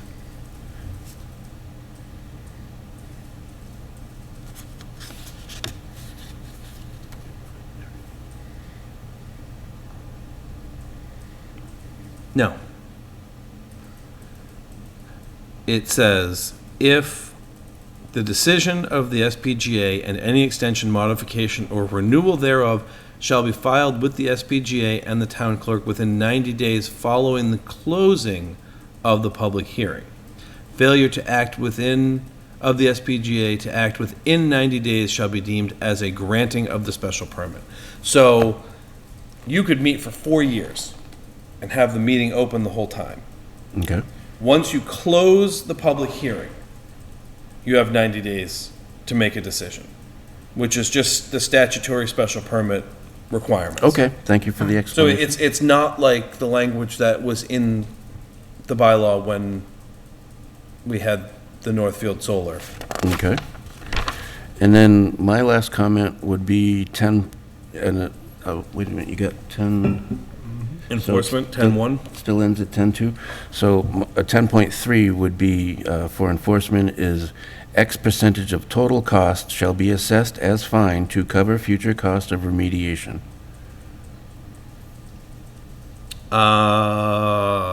Fines would need to meet the conventions of the general laws.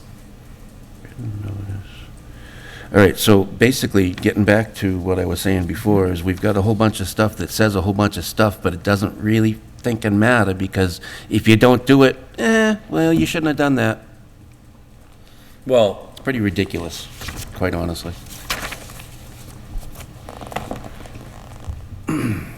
Specifically about the stormwater and the scenic roads, and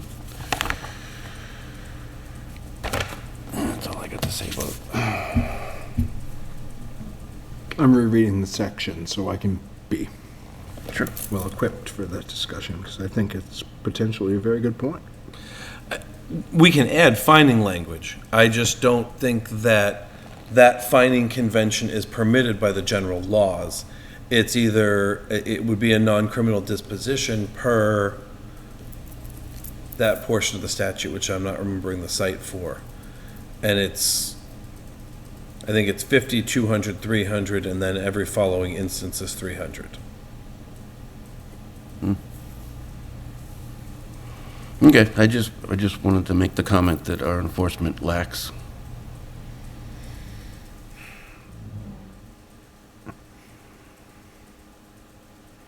I mean, like I said, I can add that language to the end.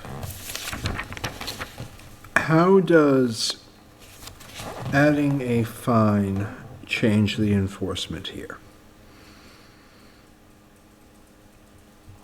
I mean, so the short answer being, well, because they have to pay a fine. But what I think I'm getting from, okay, so I think I need to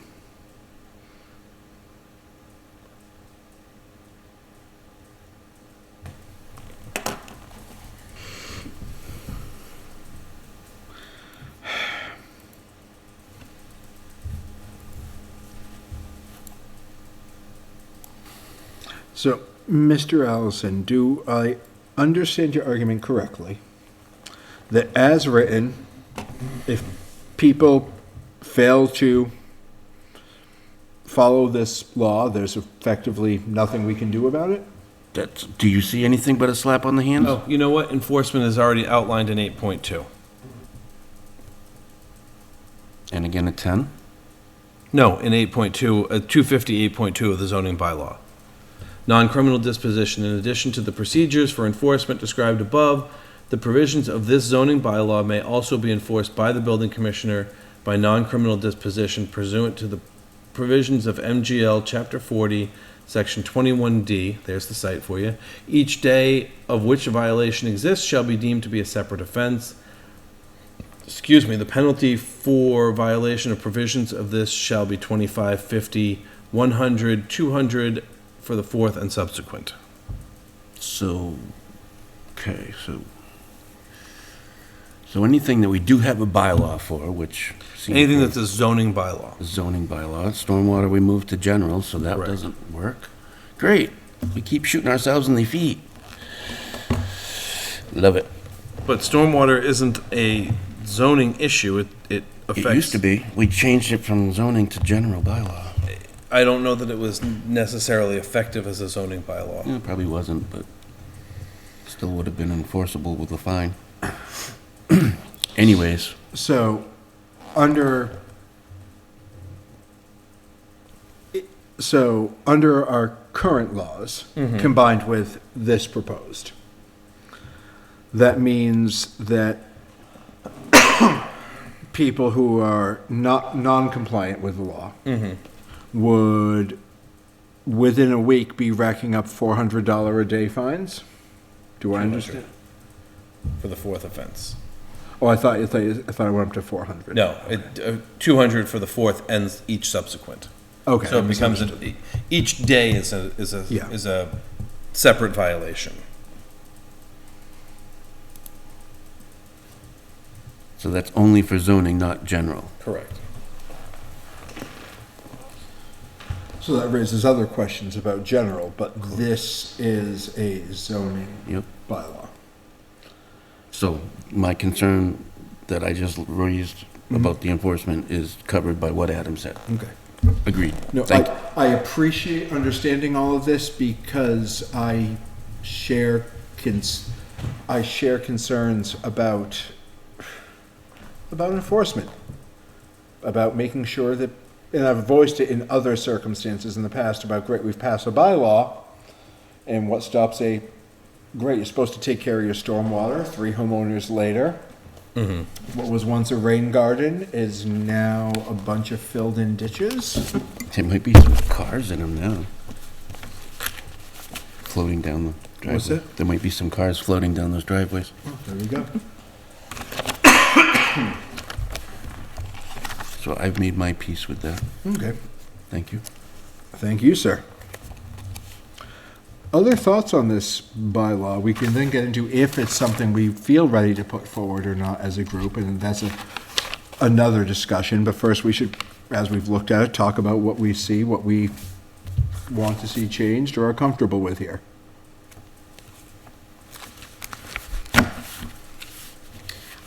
For enforcement, is there a way to reference the bylaw we have? Yeah.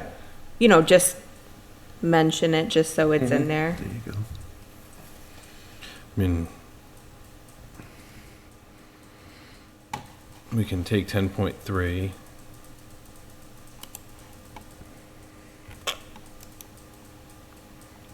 And just reference 8.2. Yeah. 8.2 of it completely separate.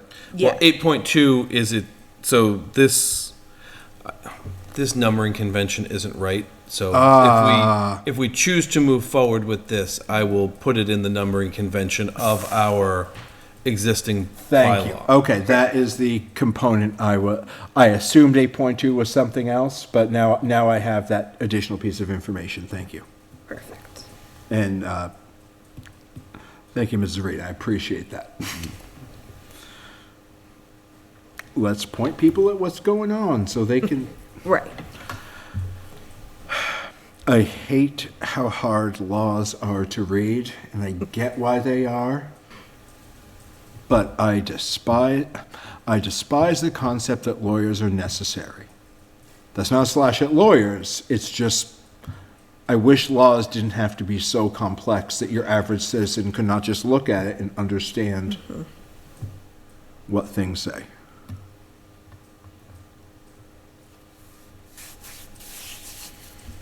Any other thoughts on this tonight? All right, well then, rather than asking for a motion, I would just turn to us and say,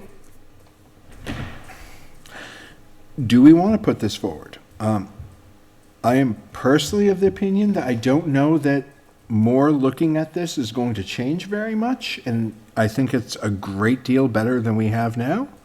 But I am exactly one person on this board. So I'm really curious what other people think, because if the consensus is we really should hold off, that's perfectly fair. And if the consensus is that it's ready, I won't drag anybody down or whatever. You know, I've always been a proponent, much like I heard at the select board a couple times, that I'll vote for anything to go to town meeting, to be voted on there. You know, there's no reason not to give the option. I've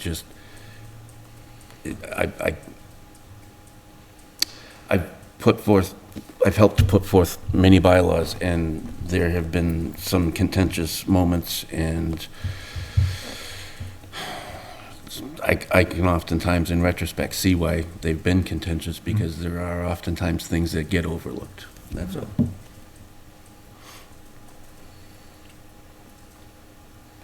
You have two people with opinions saying the other guy's right too, so there we go. If we waited to review any changes to it until the next meeting, would we? Be too late. It would be too late. I need to submit articles by Monday. Dang. But however, it can be withdrawn at any time It can. before the meeting. And you can alter the bylaw at your public hearing. Yep. Okay.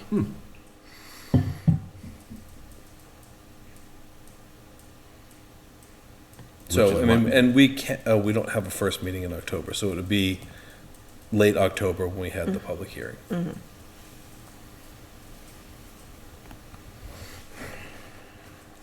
Sugar booger. Oh, well. That would be the, I will have to miss, if I am at that meeting, it will be remotely. Hope you can be at the meeting in late October, Mr. Vice Chair. So do I.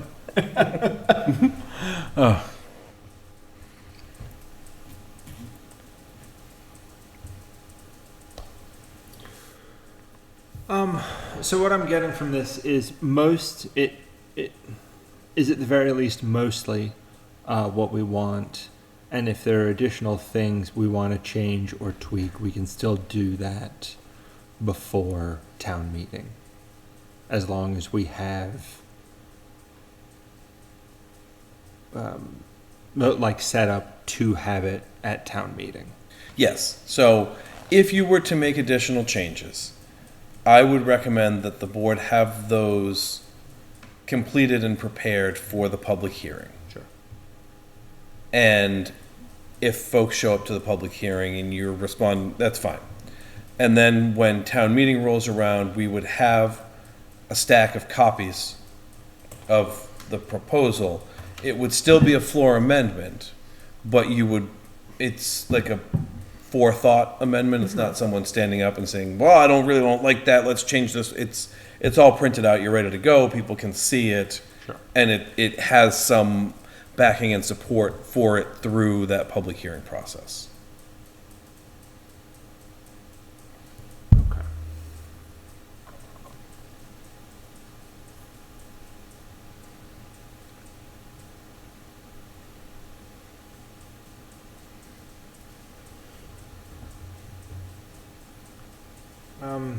Mr. Allison, could you, sorry, there's been a lot here, so I've kind of lost some pieces.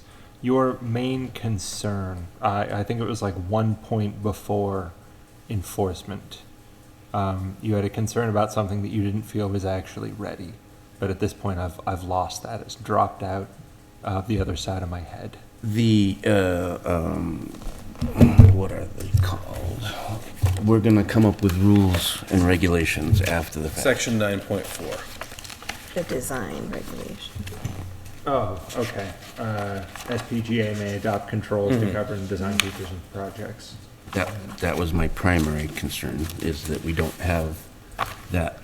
And Adam did make a good point, excuse me, that we do have a lot of other things that are very similar to this, and this is mostly DEP driven. So, you know, in that regard, I don't disagree with Adam, but at the same point, none of us are DEP. Sure. None of us work for the state. None of us really understand all this stuff. You know, I guess maybe I have some past actions sticking at me and maybe tainting my thought process on this. I'm not above that, for sure. But it was that and the fact that it's going to be in a map thing, but he clarified that too, that this was shot down last meeting for apparently different reasons. So, again, I'm okay with putting it forward. I don't have to vote for it. But, and then on the flip side, is that after we put this forward, this is going to be something that we, or whoever is sitting in these seats, has to look at applicants and say, well, you can do this, but you can't do that, and Yeah. and that's, you know, that's where the rubber meets the road, is putting a bylaw through its paces. Right. You know, and seeing the applications that you get, and you know, unintended consequences, they tend to get you. But again, don't let me scare you. I suppose, for me, one of the reasons I like 9.4 is due to unintended consequences. I have, in multiple venues, lamented the speed at which town government must run because we have 2 legislative assemblies a year. 2 town meetings, that's it. And that makes being nimble extremely hard, borderline impossible in many instances. And I like being able to bake in the ability to look at something and go, sugar booger, we didn't account for this. We can at least stopgap it before really making a more formal change in getting the voters to say yay or nay one way or another. But I mean, I value the nimbleness over the potential drawbacks, but not everyone does. I have a lot of faith in this board and the people on this board kind of going forward, not even meeting them, but knowing for the most part the kind of people who, in my tenure here, have wanted to be on this board.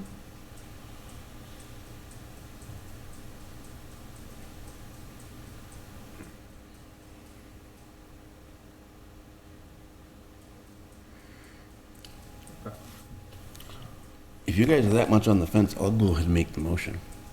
No, I mean, if that's where we are, then I'm ready to put forward a motion to put this on the town warrant for the town meeting.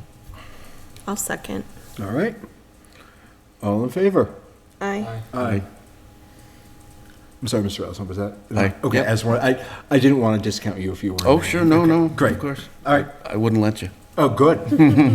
I don't fear that, really. I would expect nothing less. Yeah. Wonderful. All right. Well, thank you, everybody. It looks like we're going to have a little more discussion on this going forward, crossing our Ts and dotting our lowercase j's. That being a Wayne's World 2 reference. All right. Onward. Without the ballroom blitz.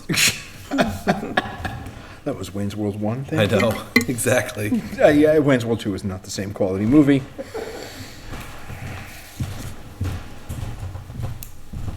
And here we are in government discussing the quality of Wayne's World. So, all right, we've already done minutes approval. We've hit all board discussions. Committee reports. Open Space Ad Hoc Committee. We'll be meeting this Wednesday. And I don't believe that there's really anything new on our agenda. So the discussions are revolving around a couple of pieces on Lake Shirley and Parmenter Road, which is also on Lake Shirley, so. Very good. Lunenburg Municipal Building Design Committee. We have not met, we didn't meet, we've been doing every other Monday, opposing these Mondays, and last Monday was a holiday, so, is that correct? Yeah. So we didn't meet, but but I did hear the select board meeting, they did approve $235,000 of ARPA money for the building reuse,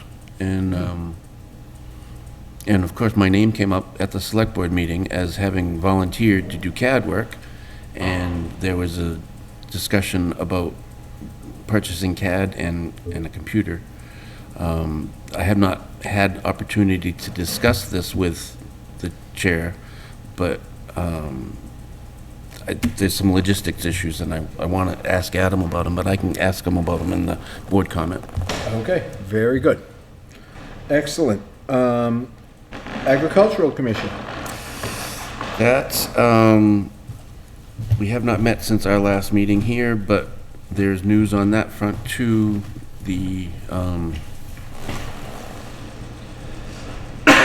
No, there's really no news from me. I'm hoping Adam might have some.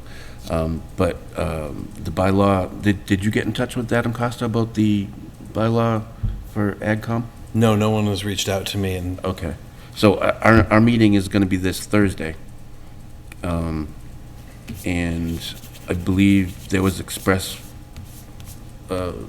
unanimous expression of desire to help the warrant article for the farm size. Was that, am I correct? Mm-hmm. Okay. So I'm going to ask them how they feel about that, and we'll make an official vote, and yeah, that's that. It's nothing like last minute, right? No minute like the last minute?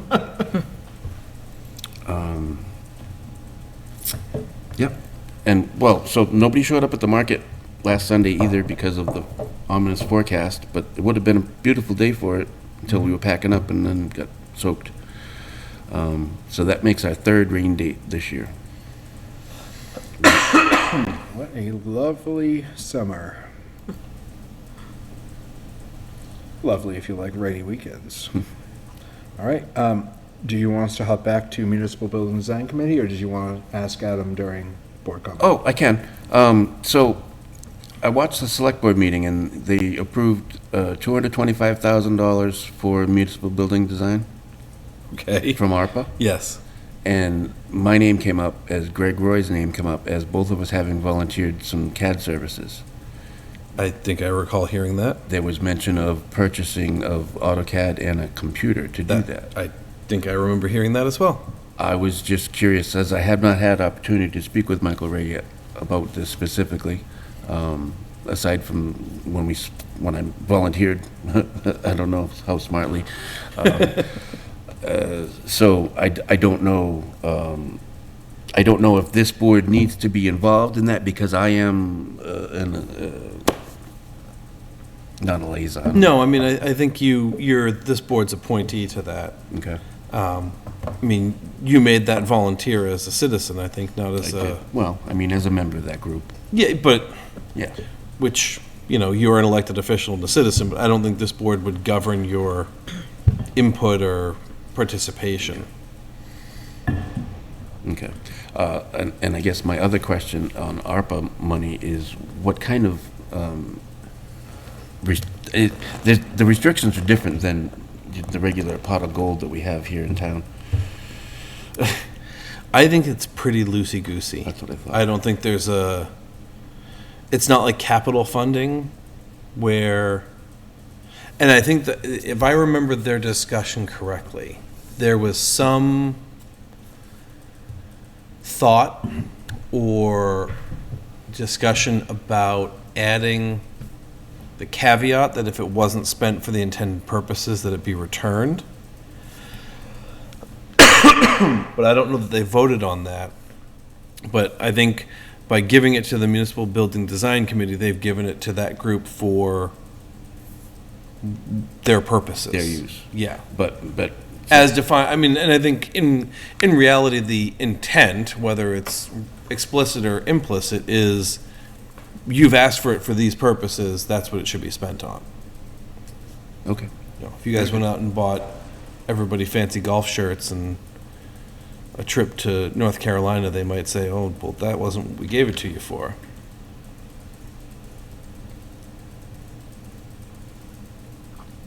Good. Very good. Thank you, everyone. Capital Planning Committee. I actually have somewhat, to me, exciting news about Capital Planning Committee, knowing that, again, not everyone shares the same definition of exciting. They're going longer? What's that? They're going longer?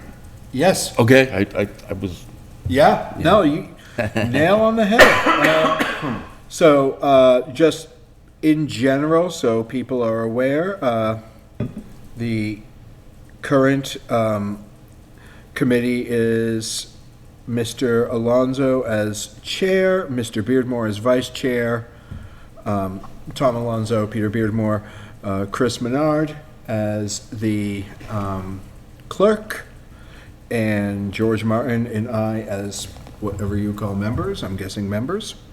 That is the current setup. There was some very, very spirited discussion about the nature and purpose of the committee. And spirited is not a euphemism for angry people. It was spirited. It was passionate. It was, and I said at the meeting, it was town politics at its finest. You have a room full of people who care about the town, who are debating how to best meet the town's needs.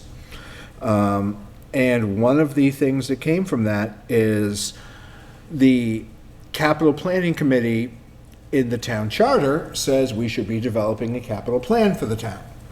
In practice, it is the capital item ranking committee, where a bunch of items are put forward and we rank them. Town manager, so she can make any changes she deems appropriate and put it forward to the town. The town, rather than stopping with the first of the year, which is when we have to have our rankings in, the committee will be moving forward, will be continuing into the spring with the intent of actually developing a 5-10 year, unclear, but with the idea of actually putting together a capital plan for the town. Hopefully being able to help department heads kind of know where we rank things. Right now, we have a situation where every year they can say, hey, give us money for building by the library, old, keeps. CP. What? No, the Oh, house. Brooks House. Brooks House, thank you. They can keep saying, give us money for the Brooks House, and the committee can keep looking at it and being like, sure, if we can get all the way to the 27th item on this 28-item list, or what have you, to try to give guidance. That was oddly specific. Well, that was Yeah, no, I an know. example from the meeting. Yes. And so but that was kind of a big deal to me. I was very happy about it. Did it sound familiar? I'm sorry? Mr. Beardmore gave that rant at last town meeting too, didn't he?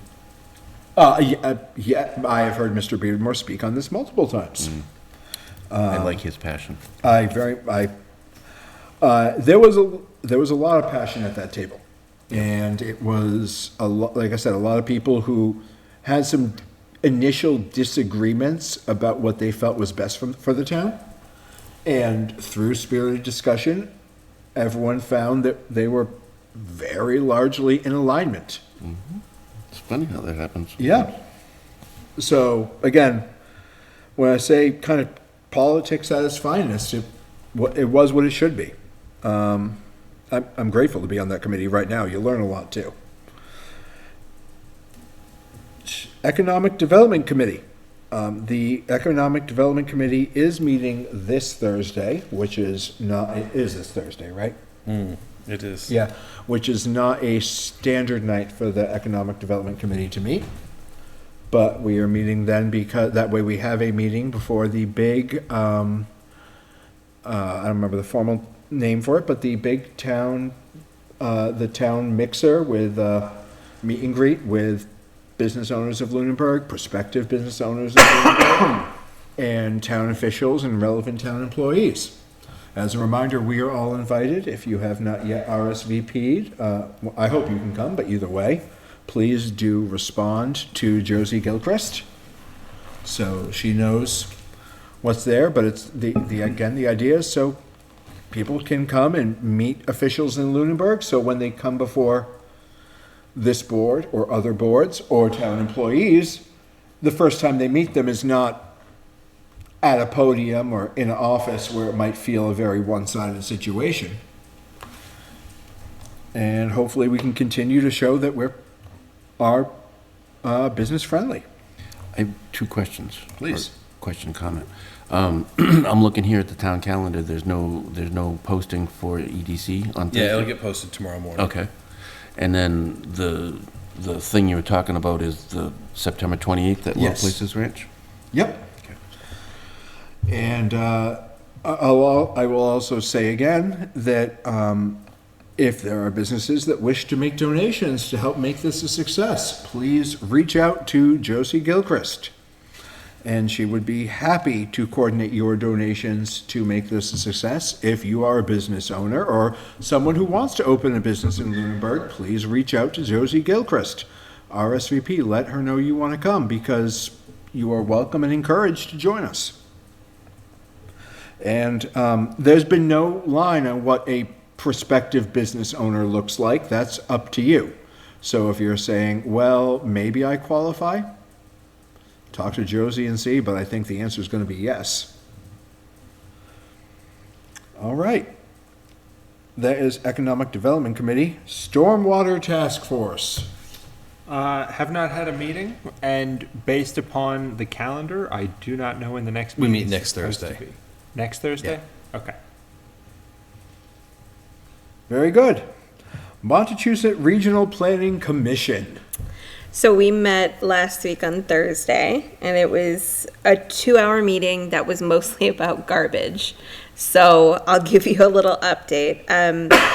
We had someone come and speak to us about mass toss communities, which apparently Lunenburg is part of, which I wasn't aware of. And Devon's is part of it, Ayer, Shirley. So we spoke on Devon's and their recycling, hazardous waste recycling that they do there.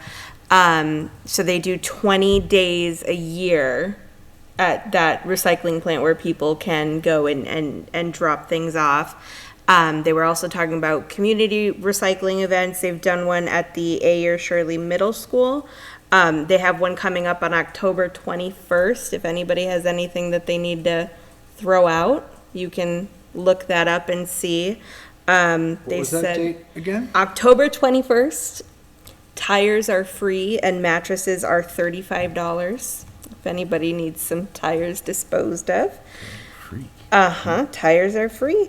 They also were speaking on the Devon's recycling plant. I don't know if that's the right word for it, hazardous waste recycling.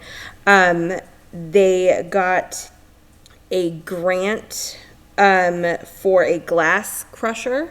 They also got another grant for something they called increased quality recycling. They basically made their plant easier they made their signs better and it to be easier for people to drop off as well as for their employees to streamline their processes.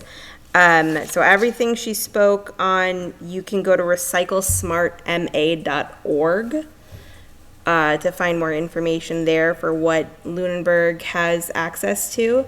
I found it interesting that we're part of that community. I had no idea, and they do composting for the communities that they serve.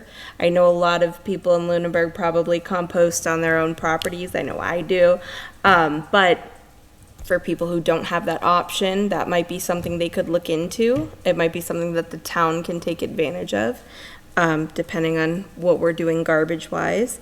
And then we also had a lawyer from a group called Just Zero come in, and she spoke on recycling in Massachusetts. I guess they are trying to change some things that were changed under former Governor Romney, if I'm remembering correctly. So he reduced the amount you get upon returns of cans and glass. So they're trying to raise that back to 10 cents.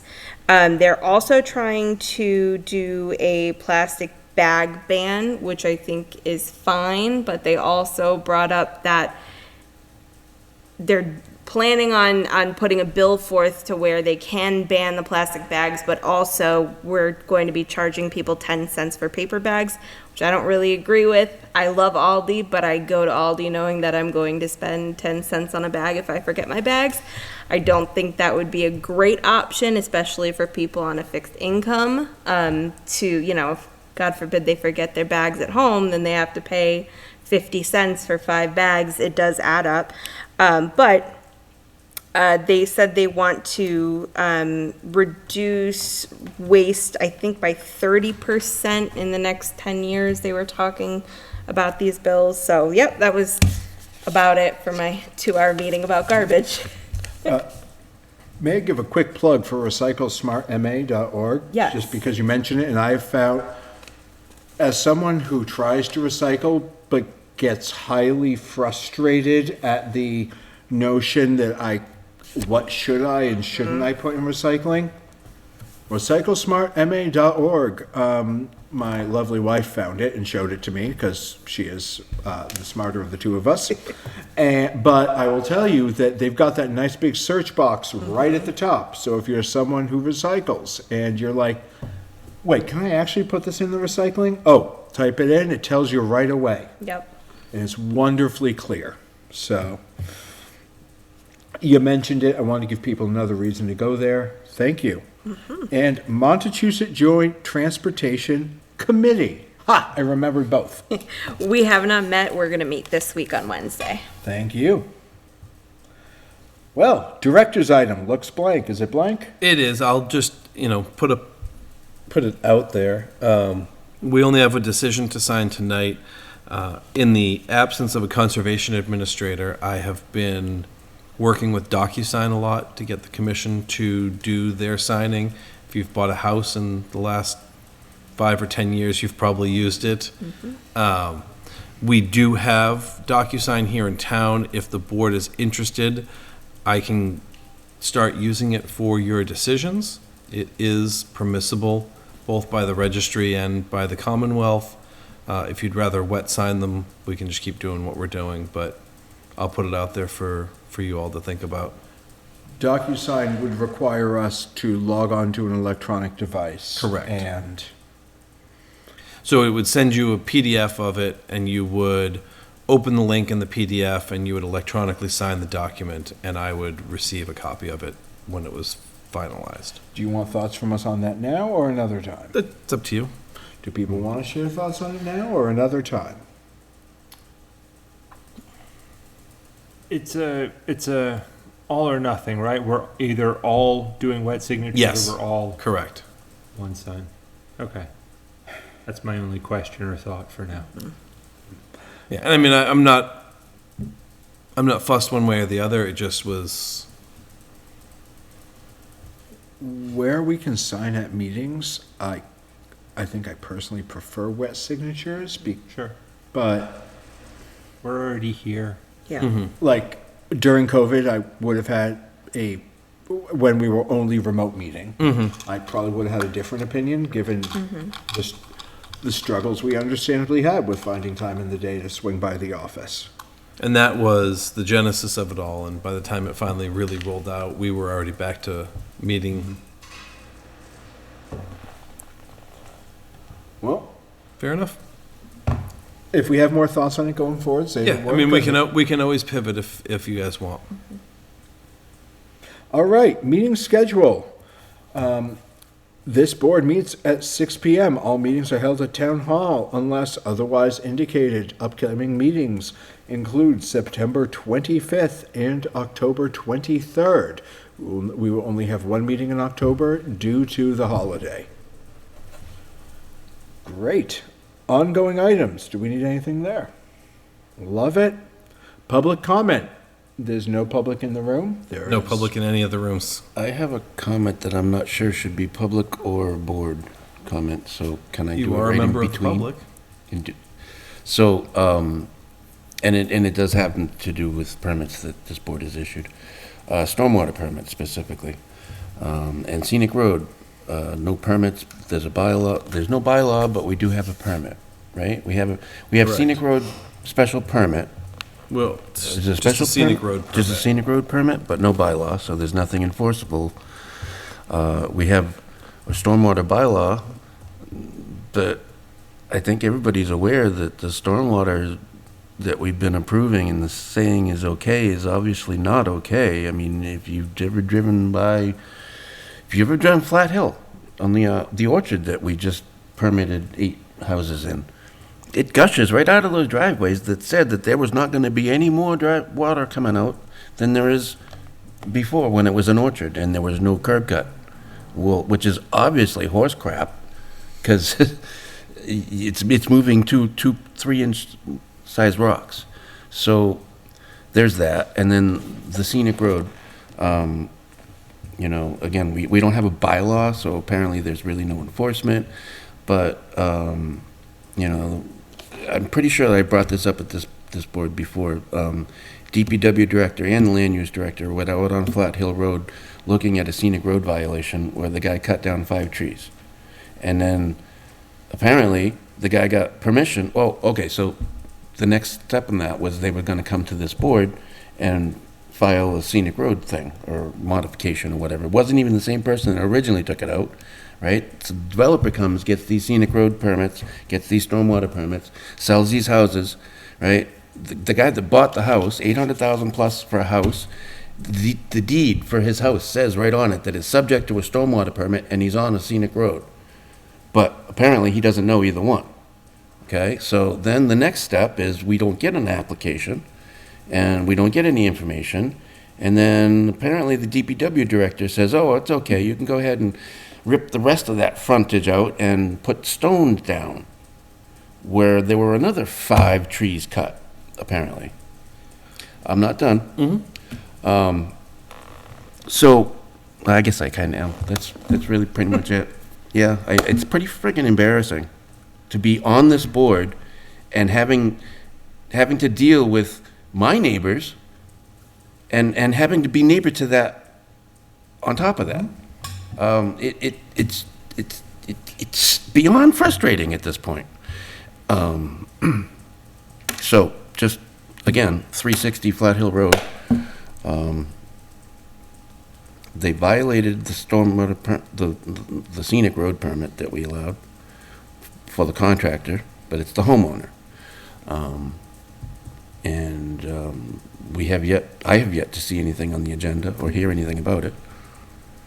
So, and I'm not really looking for a specific response from Adam. I'm just wanting this board to know that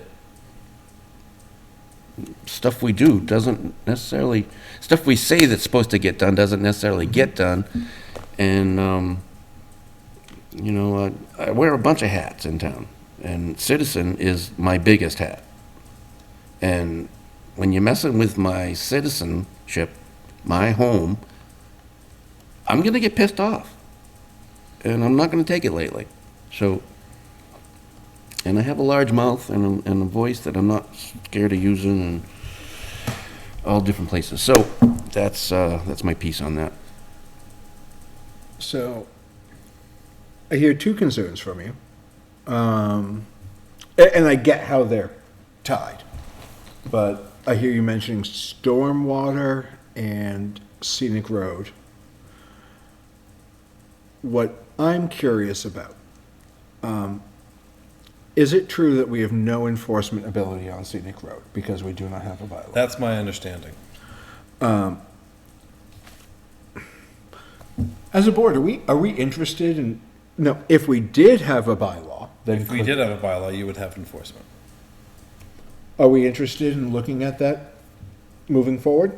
Well, that kind of brings up my other comment about stormwater. We do have a stormwater bylaw, and there doesn't seem to be any enforcement. So, So what good would a scenic road bylaw do? let's back up there, because I did want to talk about that as well, but I think you're right, that might be worth talking about first. How is stormwater enforced? And frankly, I don't know the process, and I don't know who's involved. So I'm asking this not in a loaded way, but No, is it being enforced? And are the penalties sufficient? Or like, what's going on? Because So Mr. Allison's not the only person I've heard in town complain about stormwater. it's more nebulous than is it being enforced or is it not being enforced. This board receives recommendations from its review engineer on the proposals, approves, denies, modifies conditions. And then the builder goes and builds, and the review engineer monitors the building as part of that permit at the applicant's expense, and submits reports on were things built the way they were designed, does it meet the plans, the intent, and so we go through the whole process of checking in on what they're doing and through the construction process. At this point, those have all been reviewed. They've been constructed in substantial compliance with the plans. The function of them is, the building commissioner is the enforcer of it. And he has been working with the builder to ensure that they're done and not issuing occupancy until the inspections are completed and we have certification from our review engineer that it's built in compliance with the approved plans. Some of the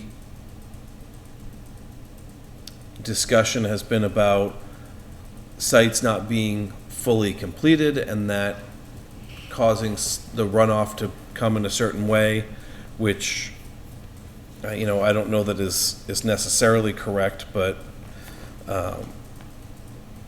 and some of it is the substantial amount of rain. We got 17 inches of rain in 1 month, and that has a drastic impact. Some of the issues we had over the winter was rain on frozen ground that in previous years would have been snow. And that is dramatic and flows much differently than on permeable ground. So I don't, it's not that anyone is ignoring the stormwater permits and just saying build whatever you want. There was a modification that was done to a stormwater permit that I told the builder that's not how it was designed. We're not going, we can't sign off on that. That's not, he added a depression, he had pipes going into a rain garden, and that looked like a recipe for overwhelming the rain garden, in my opinion, especially where it was on one side of a pervious surface that was supposed to be pitched away from where the water was, and it was, so he filled that in, he locked off the pipes, and restored it to the condition that was originally approved. We can look at where the water is coming from and how the water is coming, but it's been constructed in the manner that it was designed. So I don't know that I have a good answer for you tonight. As for the scenic road, we are in receipt of the application, and that will be coming in front of the board. It may even be at the next meeting, with a plan for mitigation. Some of the delay was the applicant, I think, was under the impression we were going to provide them with a list of species that would be approved, which, we at the time we met him, told him he needed to talk to his landscaper and get a proposal from them, and that's ultimately what he's done, and he's come up with a plan for mitigation. I think the original cutting was on both sides of the driveway, and at the time the DPW director and I were out there, they had not cleared one side, and so I think a series of trees were cut that were not visible based on the brushiness and, not wanting to wade through the bushes of poison ivy and whatnot that were out there. So I think all the damage was done at once. I think there was just a continuation to clean up the frontage that resulted in the rocks being laid down with the DPW director's approval, which certainly does make it look less like someone's trying to comply and be reticent about what they've done. And ultimately this board will deal with that applicant when they come for that hearing.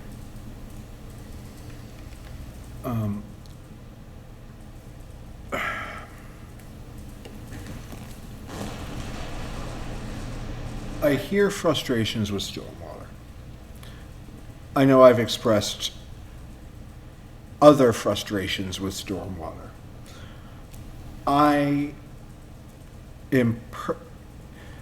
If we think we have an idea that could fix some of these problems going forward, I am all ears and very happy to put it on our agendas.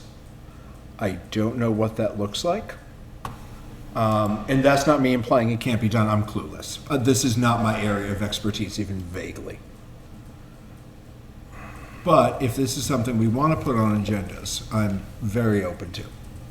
Similarly, if this board is interested in putting together a bylaw so we can enforce scenic roads and/or expanded or whatever we wish to do to put before town meeting. I would be very happy to do that as well. And that's the one I think in some ways is to me, sounds like an easier lift so I would just start by turning to the board and saying, are we interested in looking at that coming up in the winter, spring, knowing that it will probably get put aside it may get put aside regularly for some other topics coming up as builders may want to put forward more stuff. Is that something we're looking to talk about and plan and think about? I think so. My primary question going into this is, if we were looking at the stormwater or scenic roads, what kind of options do we have as a board for enforcement? And I think more than anything, that's kind of like, is there something that we can build this around that makes sense? Or are we, just kind of working around something that we can't actually enforce or do anything about? I mean, with the scenic road bylaw, you would create a finding mechanism for violations. And, failure to comply constitutes a separate violation, failure, that kind of stuff. And I think I had gathered a few examples that I had given you previously, and they may still be in the board meeting materials drive. And I think really with that specific bylaw, just having one gives you some step forward in how to look at dealing with it.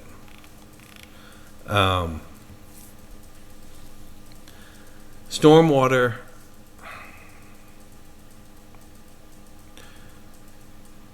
it's difficult because if they're constructing the facilities according to the approved plans, it's all theoretical that they're going to work. Sure. And so when the design engineer comes in and says, here's the system, here's the HydroCAD model that goes with it, here's what the pre and post calculations are, and our review engineer looks at it and says, all of this is in line, we find that it meets the stormwater bylaw and the handbook and the design and engineering conventions, and they build it that way, and then we get 4 inches of rain in 6 hours instead of rain based on the curve that the engineering practice uses. It's going to overwhelm it. We require attenuation of the first inch. And so it looks like the stormwater system doesn't work. Sure. And I think what we're seeing in general, and especially this year, is the weather patterns aren't consistent, and they're not nice, neat packages that drop rain in a way that is going to fit into the mathy engineering equation of it. That doesn't make it any less impactful to the people who live around it or the people who live with it. But essentially what we're talking about is redesigning the design process and having an individualized or site-specific or other design process to address how the climate has changed and how weather patterns are altered. Sure. And I don't know how to go about that. And I don't know that we're the only community dealing with it. I mean, we've been sitting here all night and everybody's phones have been going nuts because everywhere is flooding. Because it's, I mean, you know, we were worried about cars floating away. I mean, do we need a boat to get home?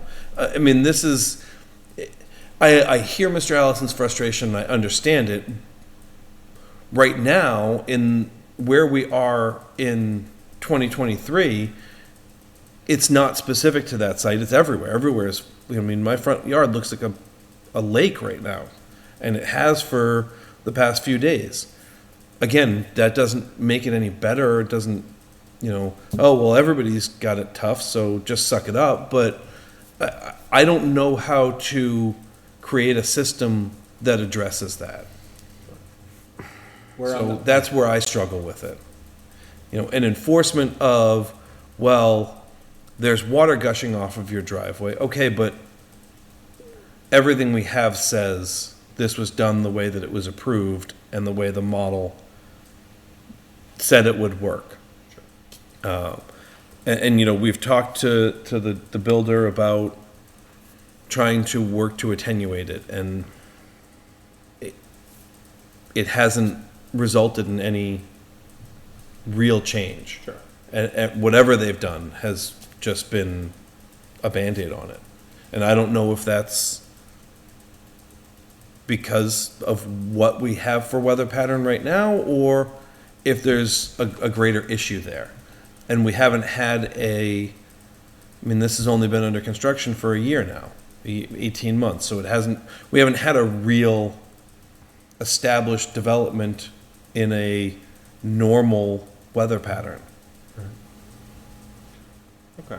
We're on the other side of it when we are talking about the scenic roads, like either the trees and the walls are there or they're not. Yes. And that's something. Yeah, and, oh, we didn't tell you could cut that tree down, here's your fine, and now the bylaw says that this is now your mitigation, you cut it down, you need to replace Sure. the tree in this manner, whatever that is, whether it's matching diameter at breast height amongst one or multiple trees, or, you know, Sure. there's a fine, there, you know, for every inch that you're unable to replace, you have to do this, or whatever it is.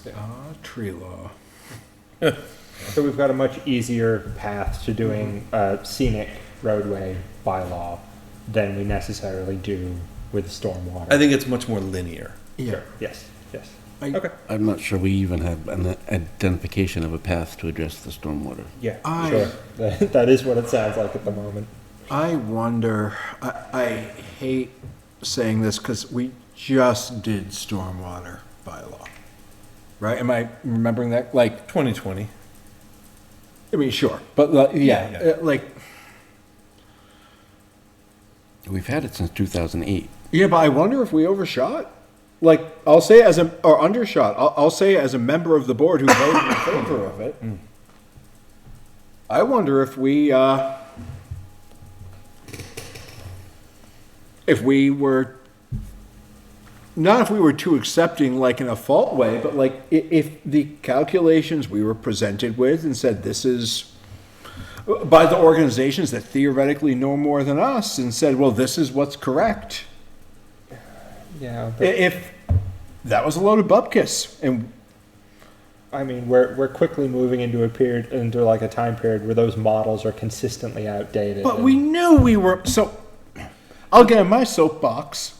I keep hearing in town government and in local, state, and everywhere, this notion that, oh, well, this is an unprecedented time. I am sick of that because we have known these unprecedented times were coming for years.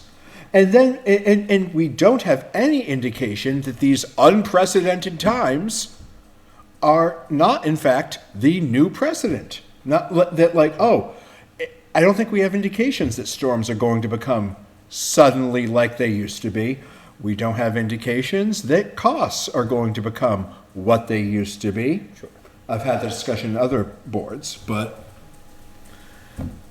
I think that's a reality. I think, especially with something like an engineering model, the amount of data and time it takes to shift that bar isn't moving as quickly as the bar is moving. Then we need to, I think the difficulty there, though, is that that's not necessarily us as a town government. That is the experts on which we are basing that information on are consistently outdated because it's we'll say like a conservative field. Like it's not looking to be ahead of things. It's just looking to understand what it thinks it can expect. sure, but if the person who knows a dog says it won't bite you, and they really believe it, Sure. how many times does that dog have to bite you before you just conclude you're not going to listen to that person and you're going to be more cautious? Sure. I, Fair enough. You know, so any frustration you hear is actually specifically with myself right now because I heard lots of arguments of we should listen from many sources. And even my research was like, we should listen to these organizations. My gut was I didn't agree with it, but I didn't listen to it, and I was very in favor of what we put forward, and I question my own wisdom in that now. Because I don't know. I think that's a bigger discussion. All right, but I am getting from us that we would be interested as a group in looking at, Scenic roadways. thank you, I'm like, trees in town right of way. Name. Very, very good. All right. Do we have any other public comment? Board comment? All right. Next up is adjournment, if anyone wishes to make a motion, unless you really all want to stay here. Motion to adjourn the meeting? Second. Moved and seconded, all in favor? I, Aye. Depending on the rain, we might have to stay here. Don't forget you have to sign. I'm swimming. Thank you, everyone, for joining us tonight. I hope you have a lovely evening. I hope you are passionate about town government, too.